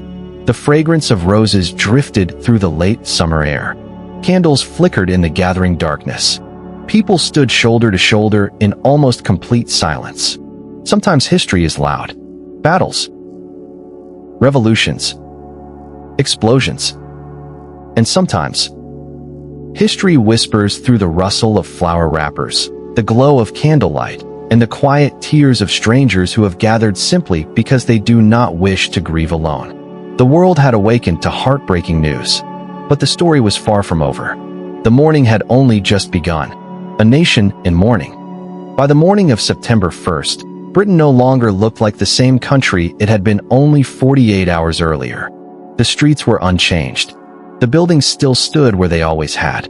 The familiar red buses rolled through London, stopping at the same corners they had stopped at for decades. Yet something invisible had shifted. The country seemed quieter, not because everyone had stopped speaking, but because ordinary conversations had become strangely difficult.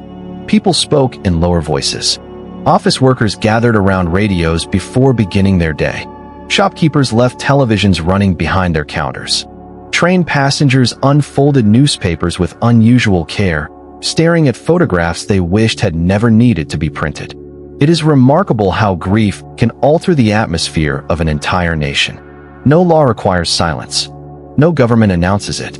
People simply slow down. Outside Kensington Palace, the flowers continued arriving. By now, they no longer appeared in neat little bouquets. Entire sections of pavement disappeared beneath roses, lilies, chrysanthemums, and carnations. The colors blended into something almost painterly. White, yellow, pink, deep crimson. The fragrance hung heavily in the warm September air.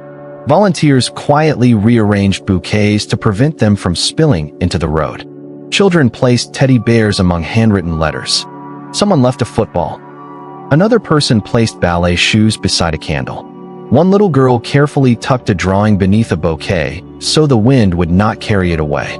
The drawing showed a smiling princess wearing a crown much too large for her head. Across the bottom, written in careful handwriting, were the words, "We love you." Children often express enormous emotions using very few words. Adults tend to complicate things. No one had organized these memorials.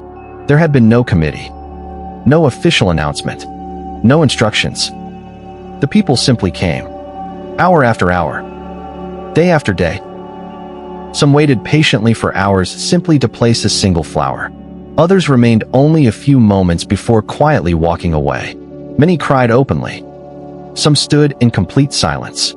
Others spoke softly to strangers they had never met. Grief has an unusual way of dissolving social barriers. Conversations began naturally. "Where have you traveled from? She meant so much to us. I still can't believe it." Perfect strangers comforted one another as though they had known each other for years. Perhaps, for that brief moment, they had. Shared sorrow creates its own kind of community. The scale quickly became extraordinary. By some estimates, millions of bouquets would eventually be left outside the royal residences. Millions. Imagine that for a moment. Each bouquet represented an individual decision. Someone waking that morning, walking into a florist, choosing flowers, paying quietly, traveling across town, standing patiently among thousands of others, all simply to leave something beautiful behind. Flowers possess an interesting relationship with history. They are among the shortest-lived gifts we can give. Yet somehow they become powerful symbols of memory. They fade. They wither. They disappear. The feelings behind them often remain. Television cameras broadcast the growing memorials continuously. International audiences watched in amazement. Some countries were surprised by the depth of Britain's emotional response. After all, Diana had divorced Prince Charles. She was no longer officially a working member of the royal family. Yet public affection had never depended entirely upon official titles. People rarely mourn institutions. They mourn people. The newspapers filled page after page with memories of Diana's life. Photographs appeared from every chapter of her remarkable journey. The shy kindergarten assistant, the young bride walking into St. Paul's Cathedral, the smiling mother carrying Prince Harry, the woman shaking hands with AIDS patients, the humanitarian walking through an Angolan minefield wearing protective equipment. Editors searched their archives for images that captured not merely events, but personality. History often remembers faces more vividly than dates. Across Britain, churches opened their doors, simply because people needed somewhere quiet. Candles burned beneath stained glass windows. Visitors signed books of condolence. Some prayed. Others simply sat. Grief does not always require words. Sometimes it only requires somewhere peaceful enough to think. The royal family remained at Balmoral Castle in Scotland. This decision would soon become one of the most discussed aspects of the entire week. At Balmoral, the priority was clear. Protect William and Harry. Shield two grieving boys from the overwhelming media attention unfolding in London. Charles, together with the late Queen Elizabeth, Queen Mother, and Queen Elizabeth II, believed that the princes deserved privacy while processing the sudden loss of their mother. From their perspective, the Scottish estate offered exactly that. No crowds. No cameras at the gates. No endless sea of flowers. Just family. Looking back decades later, historians generally recognize that this decision emerged from genuine concern for William and Harry. However, public perception unfolded differently. Many people watching television expected visible leadership from the monarchy. They wanted reassurance, presence, public acknowledgement of national grief. Instead, they saw palace gates that remained closed. The Union flag above Buckingham Palace was not flying. Strictly speaking, this was because, at that time, the palace traditionally flew the royal standard only when the sovereign was present. When the Queen was elsewhere, no flag flew at all. It had been standard practice for generations. Unfortunately, grief rarely concerns itself with constitutional tradition. To many members of the public, the absence of a flag felt symbolic. People interpreted silence as distance. Protocol suddenly collided with public emotion. Tradition, after all, makes perfect sense, until history unexpectedly changes the questions people are asking. Prime Minister Tony Blair had returned from his own holiday. Speaking to reporters outside his church on the morning after Diana's death, he described her using words that would immediately enter history. He called her the People's Princess. It was not an official title, nor had anyone planned it. Sometimes history preserves a phrase simply because it captures a feeling millions already share. The People's Princess. 3 words. Simple. Memorable. Debated by historians ever since. Some admired the description. Others felt Diana herself might have smiled politely before changing the subject. We cannot know. What is certain is that the phrase spread around the world within hours. Meanwhile, preparations quietly began for Diana's funeral. The discussions involved remarkable complexity. Although she was divorced from Prince Charles, she remained the mother of the future king. She remained Diana, Princess of Wales. She remained one of the most famous women on earth. Any funeral would inevitably become one of the largest public events in modern British history. Questions multiplied. Where should she lie? What route should the procession follow? How could enormous crowds be managed safely? Which charities should participate? Every decision carried enormous emotional significance. Away from the meetings, however, ordinary Britain continued grieving in ordinary ways. Teachers comforted students. Co-workers embraced one another. Families gathered around dinner tables speaking about Diana as though discussing someone they had personally known. Perhaps, emotionally speaking, many believed they had. That peculiar relationship between public figures and private lives fascinated sociologists for years afterward. How does someone become part of millions of families without ever visiting any of them? Television. Newspapers. Shared national experiences.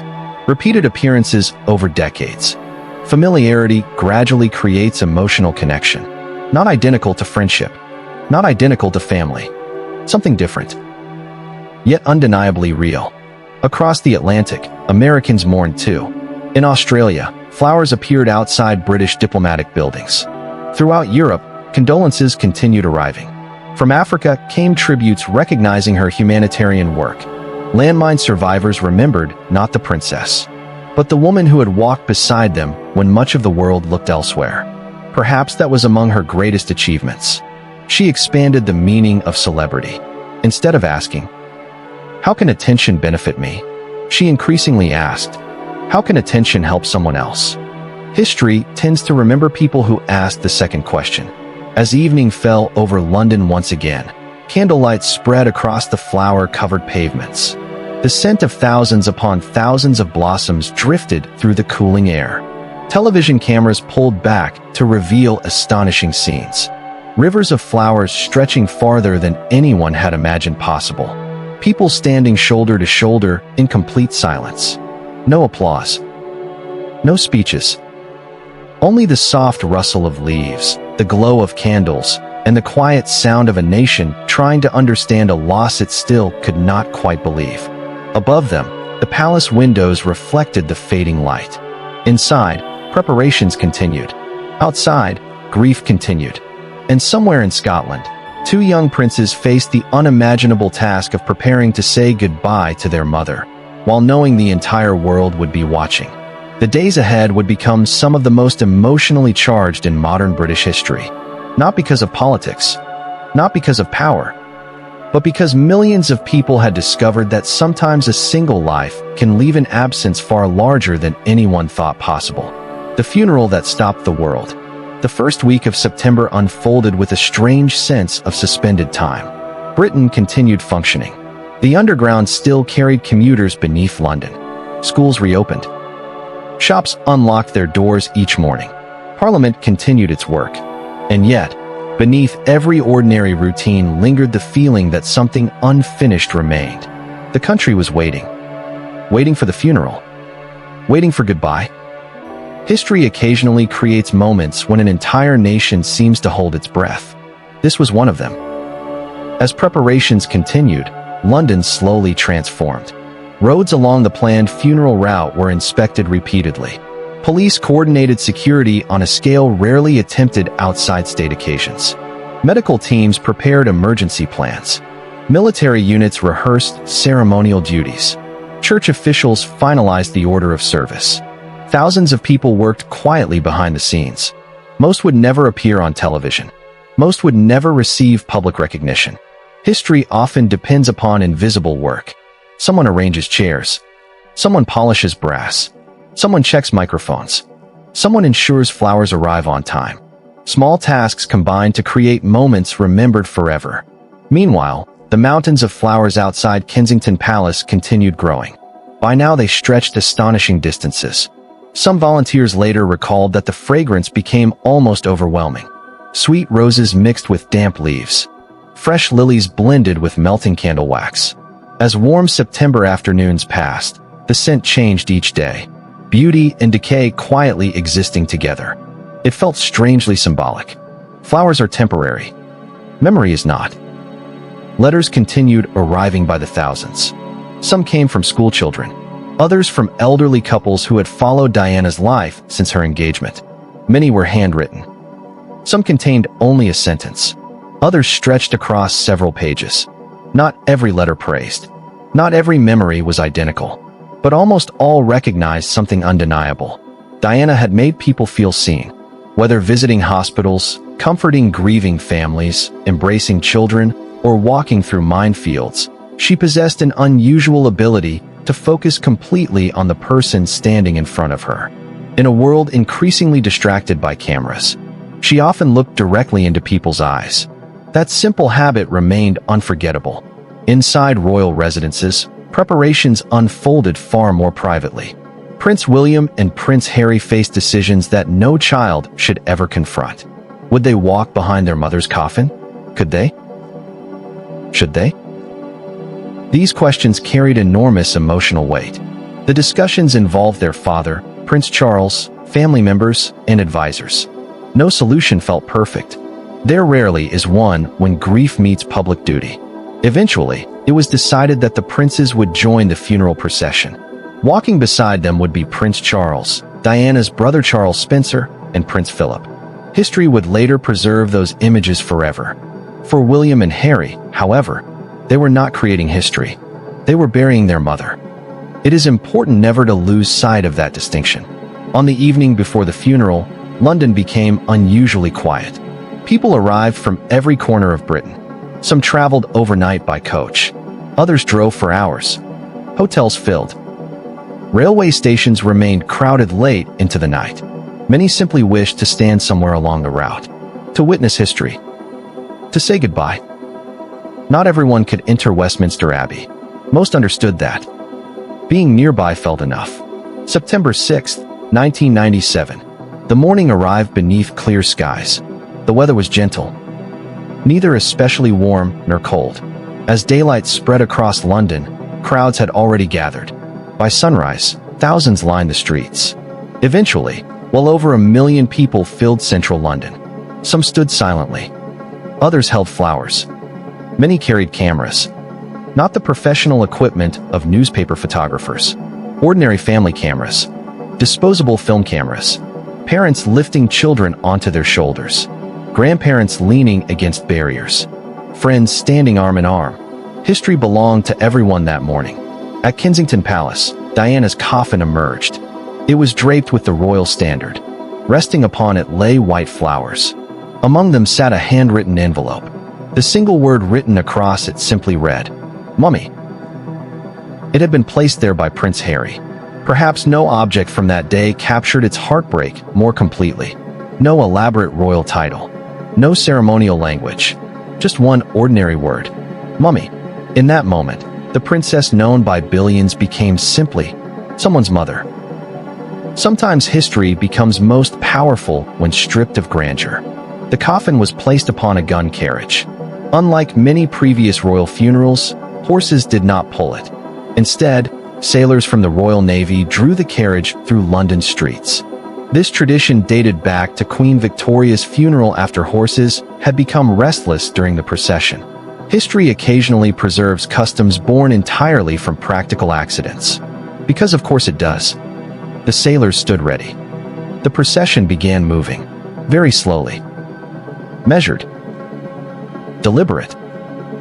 The silence proved extraordinary. More than 1 million people lined the streets. Yet many eyewitnesses later remarked that they had never experienced such quiet. No cheering. No shouting. Only the gentle sound of footsteps. The distant movement of wheels. Occasionally, the muffled sob of someone unable to contain their grief. London itself seemed to whisper. Behind the coffin walked Prince Charles. Beside him walked Prince Philip, Earl Spencer, 15-year-old Prince William, 12-year-old Prince Harry. The images traveled instantly around the world. Many viewers found them almost unbearable. 2 boys, walking behind their mother's coffin, observed by billions. Years later, both William and Harry would speak publicly about that experience. They described its emotional difficulty and the extraordinary public attention surrounding it.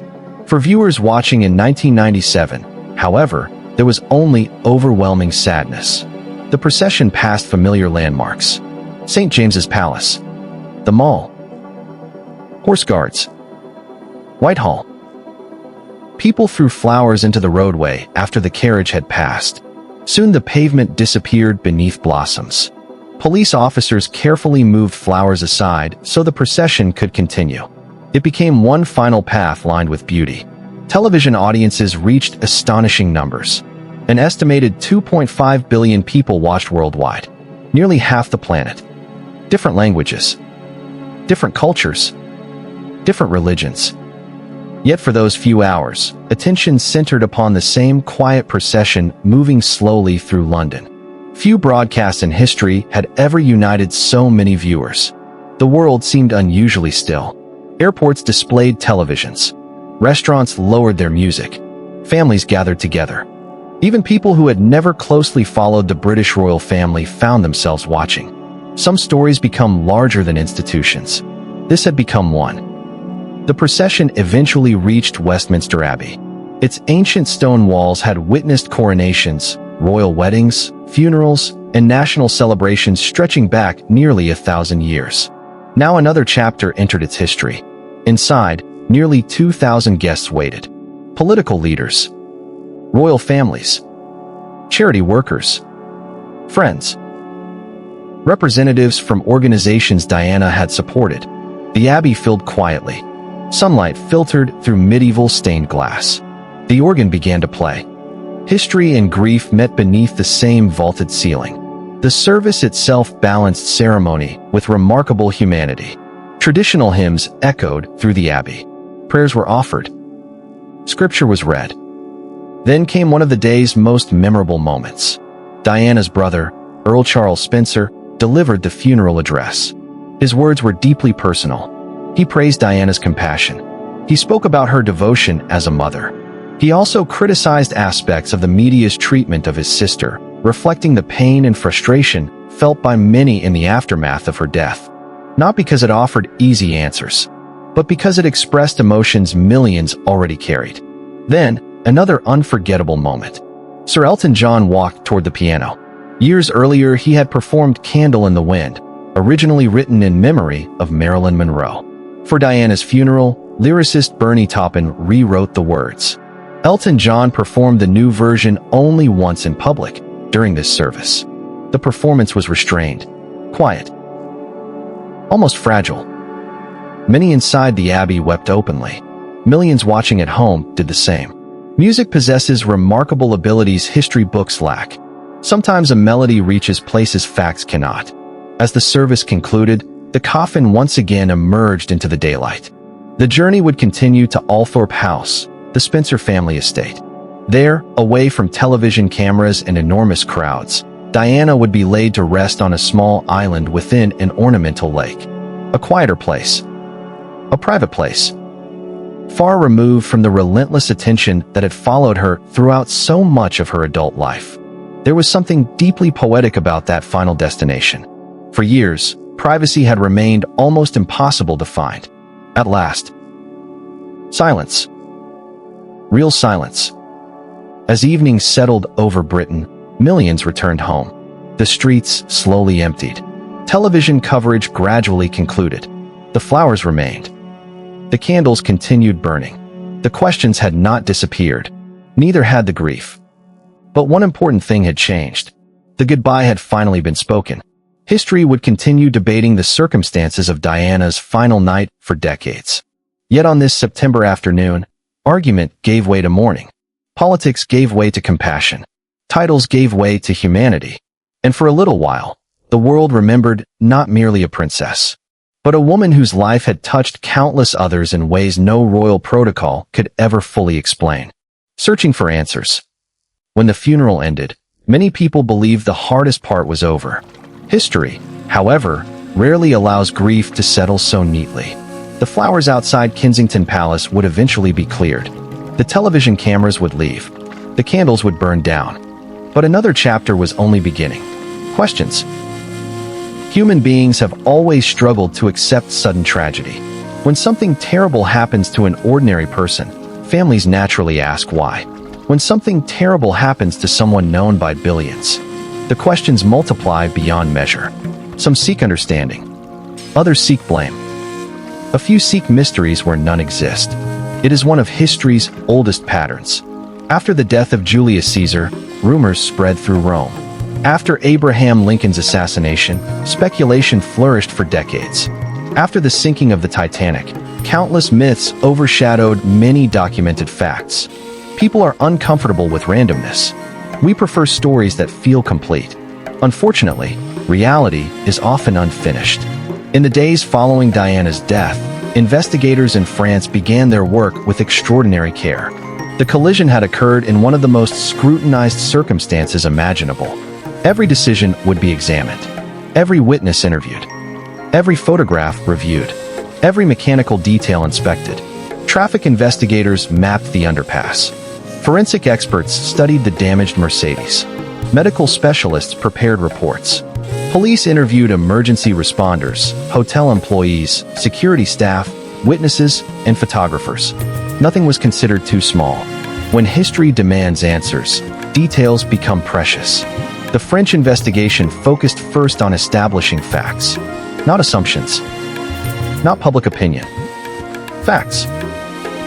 What route had the Mercedes taken? How fast had it been traveling? Who was following it? What happened inside the tunnel? What condition was the vehicle in? These questions could, at least in part, be answered through physical evidence.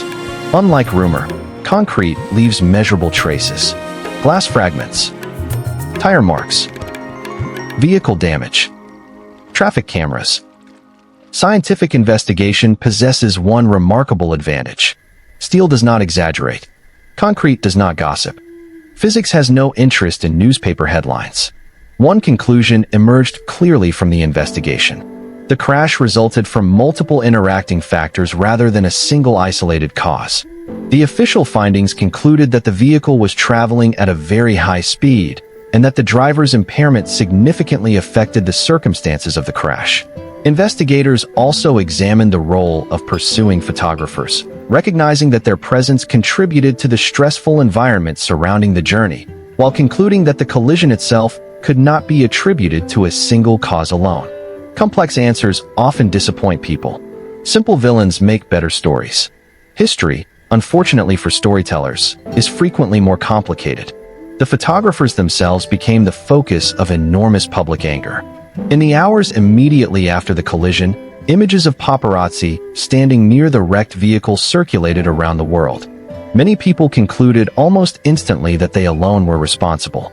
Reality proved more nuanced. French authorities questioned several photographers extensively. Some were detained while evidence was gathered. Their actions before and after the collision became an important part of the investigation. Years later, legal proceedings examined those events carefully. The emotional response from the public remained understandable. For years, many had watched photographers pursue Diana relentlessly. Now, after her death, those years of frustration erupted. The crash became not only a tragedy, but a symbol. A symbol of celebrity culture reaching its breaking point. Long before social media, long before smartphones, there already existed an economy built upon constant attention. Every exclusive photograph represented money, sometimes enormous amounts of money. A picture of Diana leaving a restaurant might appear on front pages across Europe by morning. The greater the public interest, the greater the financial reward. Supply follows demand. That uncomfortable truth deserves acknowledgement. It is easy to criticize photographers. It is harder to acknowledge that millions eagerly purchased the magazines those photographs filled. Without buyers, there is no market. History rarely assigns responsibility to only one group. As investigators continued their work, another force gathered momentum. Rumor. Rumor moves differently than evidence. Evidence waits. Rumor runs. Within days, stories began circulating. Some suggested intelligence agencies were involved. Others claimed powerful institutions had orchestrated events. Still others proposed elaborate plots involving governments, secret organizations, or hidden enemies. Each new theory found eager listeners. One reason is surprisingly simple. Conspiracy theories often provide emotional comfort. They replace chaos with intention. If someone planned the tragedy, then at least the world appears orderly. Randomness feels far more frightening. Because if terrible things can happen without a grand design, then perhaps none of us are as protected as we hope. Historians encounter this pattern repeatedly. Whenever a major public figure dies unexpectedly, speculation follows. It happened after the assassination of President John F. Kennedy. It happened after the death of Marilyn Monroe. It happened after Princess Diana.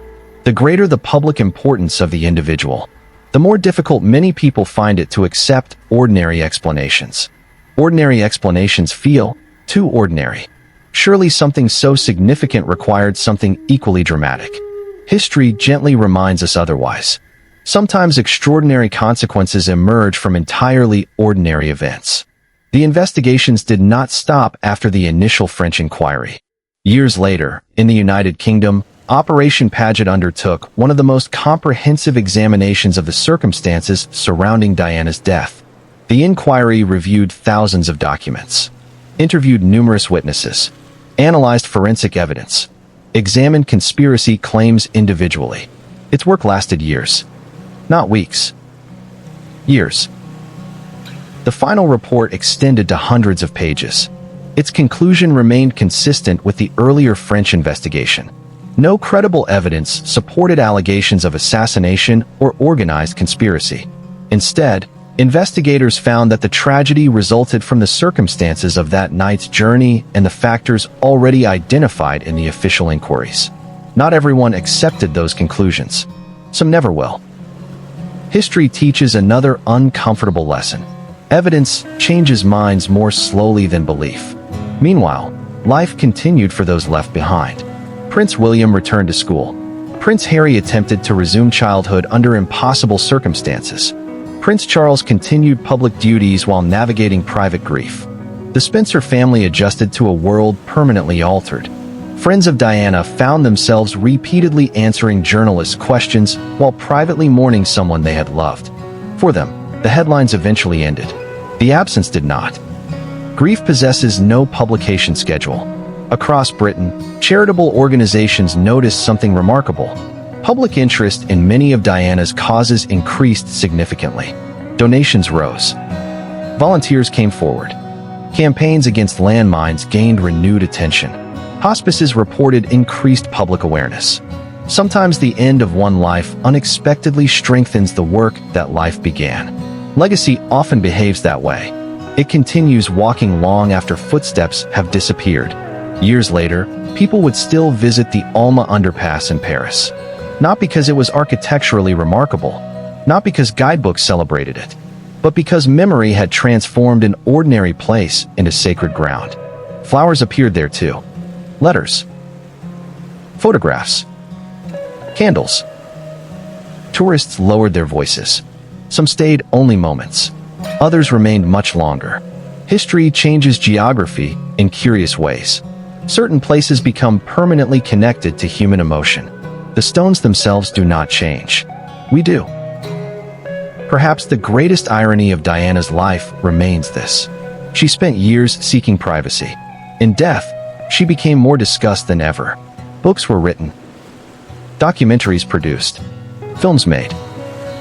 Podcasts recorded. Biographies published. Every generation seemed determined to rediscover her story. Some approached it carefully, others less so. The challenge for historians is always the same. Separate documented fact from compelling fiction. Resist the temptation to improve reality merely because reality feels incomplete. Because the truth, even when imperfect, deserves patience. And as another autumn settled over Britain in 1997, the endless flood of headlines gradually slowed. The flowers eventually faded. The television crews packed away their equipment. London returned, little by little, to its familiar rhythm. Yet something had changed forever. Not only within the royal family, not only within Britain, but within the relationship between public figures, the media, and the millions of people who watched both. The questions had not entirely disappeared. Perhaps they never would. But alongside those questions remained something quieter. A memory of compassion, vulnerability, and humanity that no investigation could measure and no report could fully explain. History had finished recording the facts. Memory was only beginning its work. The legacy beyond the last night. As autumn settled over Britain, the headlines slowly became smaller. New events demanded attention. Governments continued governing. Sports returned to newspaper front pages. Political debates resumed. Life, as it always does, insisted on moving forward. Yet every so often, someone would walk past Kensington Palace and notice a single bouquet still resting against the railings. Weeks after millions of flowers had been cleared away, a few remained. Fresh ones. Someone had visited quietly that morning. Someone who still felt the need to say thank you. Memory does not obey calendars. History often remembers people in two different ways. First, it remembers how they died. Then, much more slowly, it begins remembering how they lived. The first process happens almost immediately. The second can take decades. Princess Diana's final night in Paris became one of the most documented evenings of the 20th century. Investigations reconstructed minutes. Journalists mapped routes. Documentaries replayed security footage. Books examined every decision. Yet with the passing years, another conversation gradually became stronger. Not, how did she die? But, why did she matter? That question is far more interesting. Diana changed expectations. Not laws. Not constitutions. Expectations. Sometimes that proves even more influential. Before Diana, members of the British royal family generally maintained a careful emotional distance in public. There were exceptions, of course. History is never entirely uniform. But formality remained the tradition. Children curtsied. Adults bowed. Royal engagements often followed carefully rehearsed protocols. Diana quietly altered that rhythm. She hugged people. She laughed easily. She knelt to speak with frightened children. She held hands. Those gestures now appear ordinary. In the early 1980s, many were not. History occasionally changes through legislation. Sometimes it changes through body language. One image, in particular, remained unforgettable. In 1987, Diana visited an HIV/AIDS ward. At the time, fears surrounding the disease remained widespread. Misunderstanding flourished. Some people wrongly believed that casual contact could spread infection. Many patients experienced profound isolation. Diana entered the room. She smiled. She shook hands with a patient. Without gloves. Without hesitation. Without performance. The photograph circled the globe. No speech accompanied it. No lengthy explanation was necessary. A single handshake challenged millions of assumptions. Sometimes compassion communicates more effectively than politics. Then there were the landmines. When Diana visited Angola in early 1997, some observers questioned why a princess should involve herself in such a controversial issue. Others argued that humanitarian concern should never be controversial at all. History has largely answered that debate. Her visit dramatically increased public awareness of landmine victims. International attention intensified. Campaigners found new audiences. Governments faced growing pressure. Later that same year, the Ottawa Treaty, banning anti-personnel landmines from many countries, was opened for signature. Historians remain careful not to credit any single individual with such complex international developments. Treaties emerged through years of diplomacy and activism. Yet Diana undeniably amplified the conversation. Sometimes influence means opening ears rather than writing laws. Within the royal family itself, change unfolded gradually. Institutions built over centuries rarely transform overnight. Yet they do evolve. Public communication became more personal. Royal charity work increasingly emphasized direct human connection. Future generations of royals, including Prince William and Prince Harry, would frequently interact with the public in ways that reflected lessons many observers associated with Diana's approach.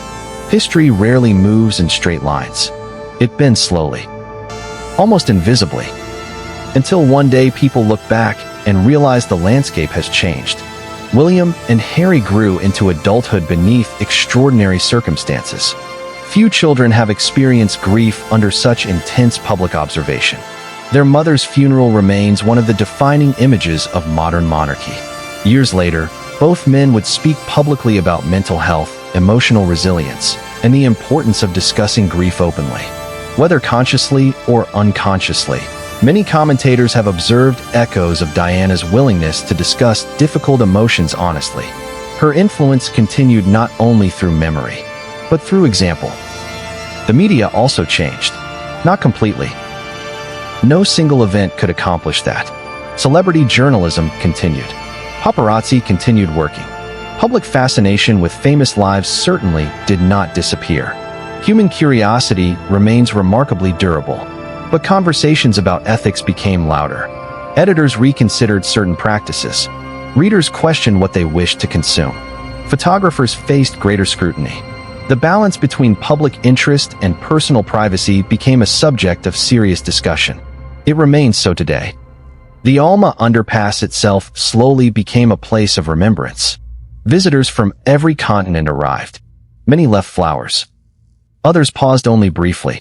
Nearby stood the Flame of Liberty, a full-sized replica of the torch from the Statue of Liberty, originally installed as a symbol of Franco-American friendship. Although unrelated to Diana's death, many visitors came to associate it with her memory because of its proximity to the crash site. Over time, it became an informal memorial. People tied ribbons to its base, left photographs, placed handwritten messages beneath the golden flame. Memory has an interesting habit of adopting nearby landmarks. History and geography occasionally negotiate unexpected partnerships. At Althorpe House, Diana's resting place remained intentionally private. She was buried on an island within an ornamental lake. The location was chosen to provide peace. Perhaps, after years spent surrounded by cameras, privacy finally became possible. Visitors to the estate could pay their respects from designated areas. The island itself remained closed. There is something quietly fitting about that. Not secret. Simply peaceful. Some stories deserve a quiet ending. Each anniversary brought renewed reflection. Television documentaries returned. Newspaper columns revisited familiar photographs. People shared memories of where they had been when they heard the news. An entire generation could answer that question immediately. History creates such moments only occasionally. The assassination of President Kennedy, the fall of the Berlin Wall, the attacks of September 11th, the death of Princess Diana. Certain events become personal timestamps. Life before, life after. Historians often caution against turning individuals into saints. Real people are always more complicated. Diana herself would likely have resisted perfection. She openly acknowledged mistakes. She admitted vulnerability. She struggled. She learned. She changed. Perhaps that humanity explains her enduring appeal more than any royal title ever could. People admired not perfection, but authenticity. She seemed willing to let the world see uncertainty. That was unusual, especially within institutions traditionally associated with certainty. As years became decades, younger generations encountered Diana differently, not through live television broadcasts, not through daily newspaper headlines. Instead, through documentaries, books, archived interviews, family stories, parents explaining why so many flowers once covered London streets. History gradually became memory. Memory gradually became heritage. The details of that final night remained important, but increasingly, they became only one chapter of a much larger story. Perhaps that is how history should work. A life deserves to be larger than its final hours. The tragedy in Paris mattered profoundly, but it should never eclipse the compassion that preceded it. The countless hospital visits, the conversations with frightened children, the support offered to people whom society often overlooked, the willingness to stand where cameras usually preferred not to go. Those moments formed the greater legacy, not because they were dramatic, but because they were kind. Late at night, when London finally grows quiet, Kensington Palace stands much as it always has. The gardens remain carefully tended. The pathways wind beneath old trees. Visitors walk slowly, many speaking in hushed voices. Some know every detail of Diana's life. Others know only her name. Yet almost everyone pauses for a moment.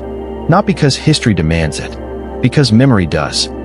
The last night in Paris has been examined from every conceivable angle. Its facts have been investigated, its myths debated, its images preserved. But perhaps the most enduring lesson does not come from the tunnel beneath the Pont de l'Alma. Perhaps it comes from something much simpler. A handshake. A hug. A quiet conversation beside a hospital bed. A princess who often seemed less interested in being admired than in making other people feel less alone. And sometimes, in the long arc of history, those are the moments that echo the longest. As Paris sleeps again. And now, our story draws quietly to its end.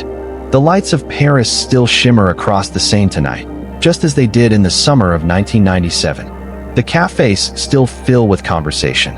The bridges still carry thousands of people home. The Ritz Hotel still welcomes guests beneath its elegant facade.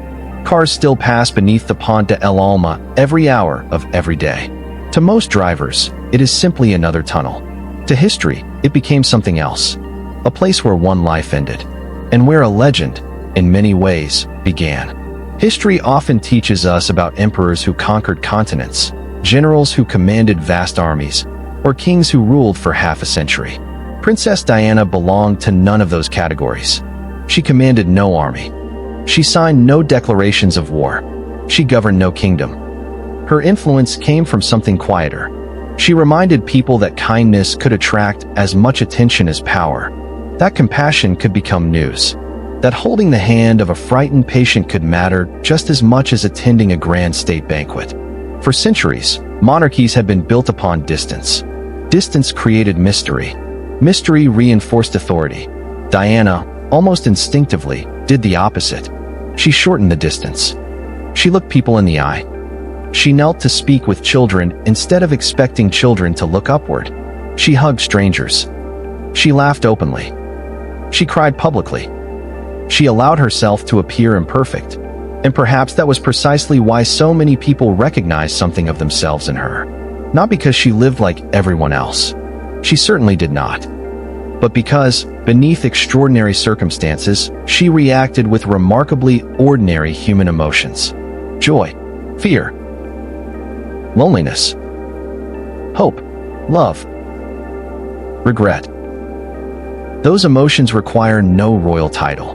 They belong equally to kings, queens, waiters, teachers, nurses, mechanics, students, parents, and children. History sometimes becomes easier to understand when we stop looking at crowns and start looking at hearts.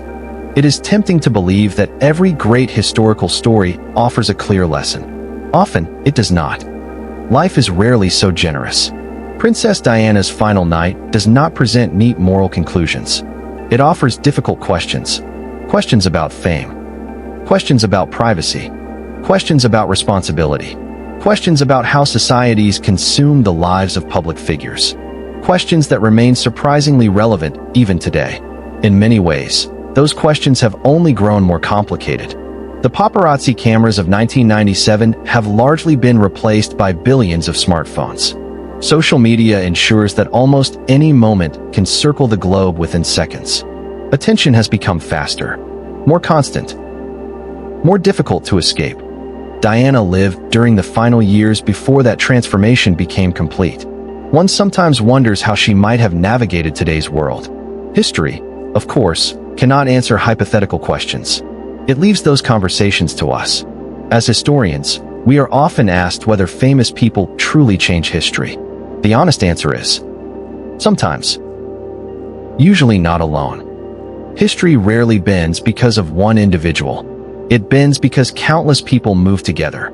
Yet every so often, one person helps millions look in a slightly different direction. Diana encouraged the world to look toward AIDS patients when many preferred not to, toward landmine victims hidden far beyond television studios, toward homeless shelters, toward children struggling inside hospitals, toward compassion itself.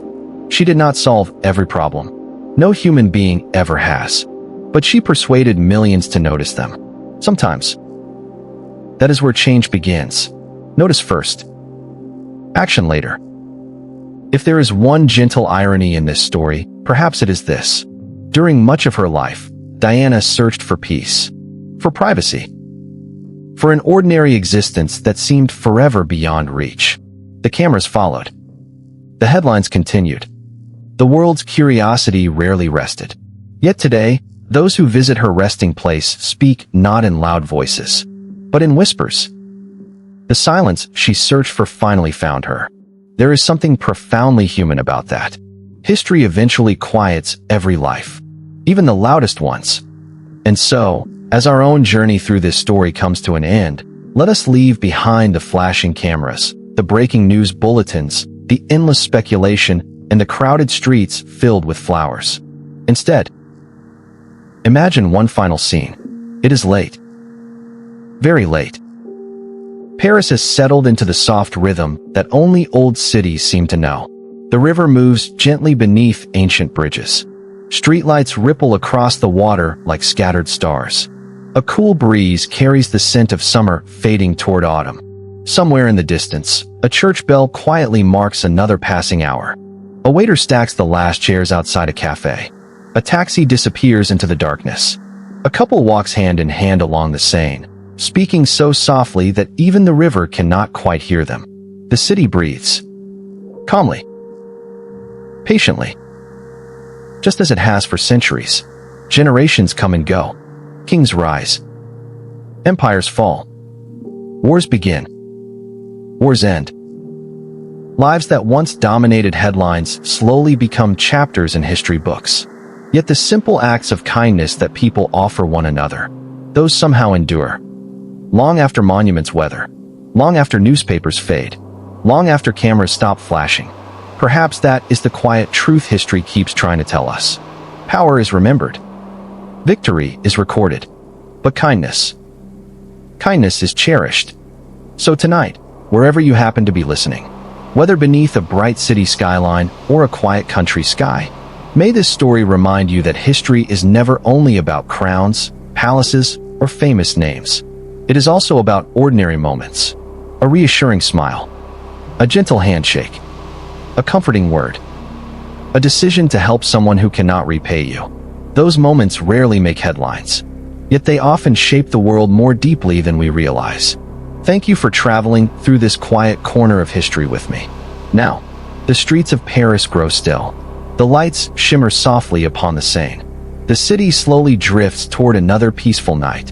And perhaps, so can we. Good night.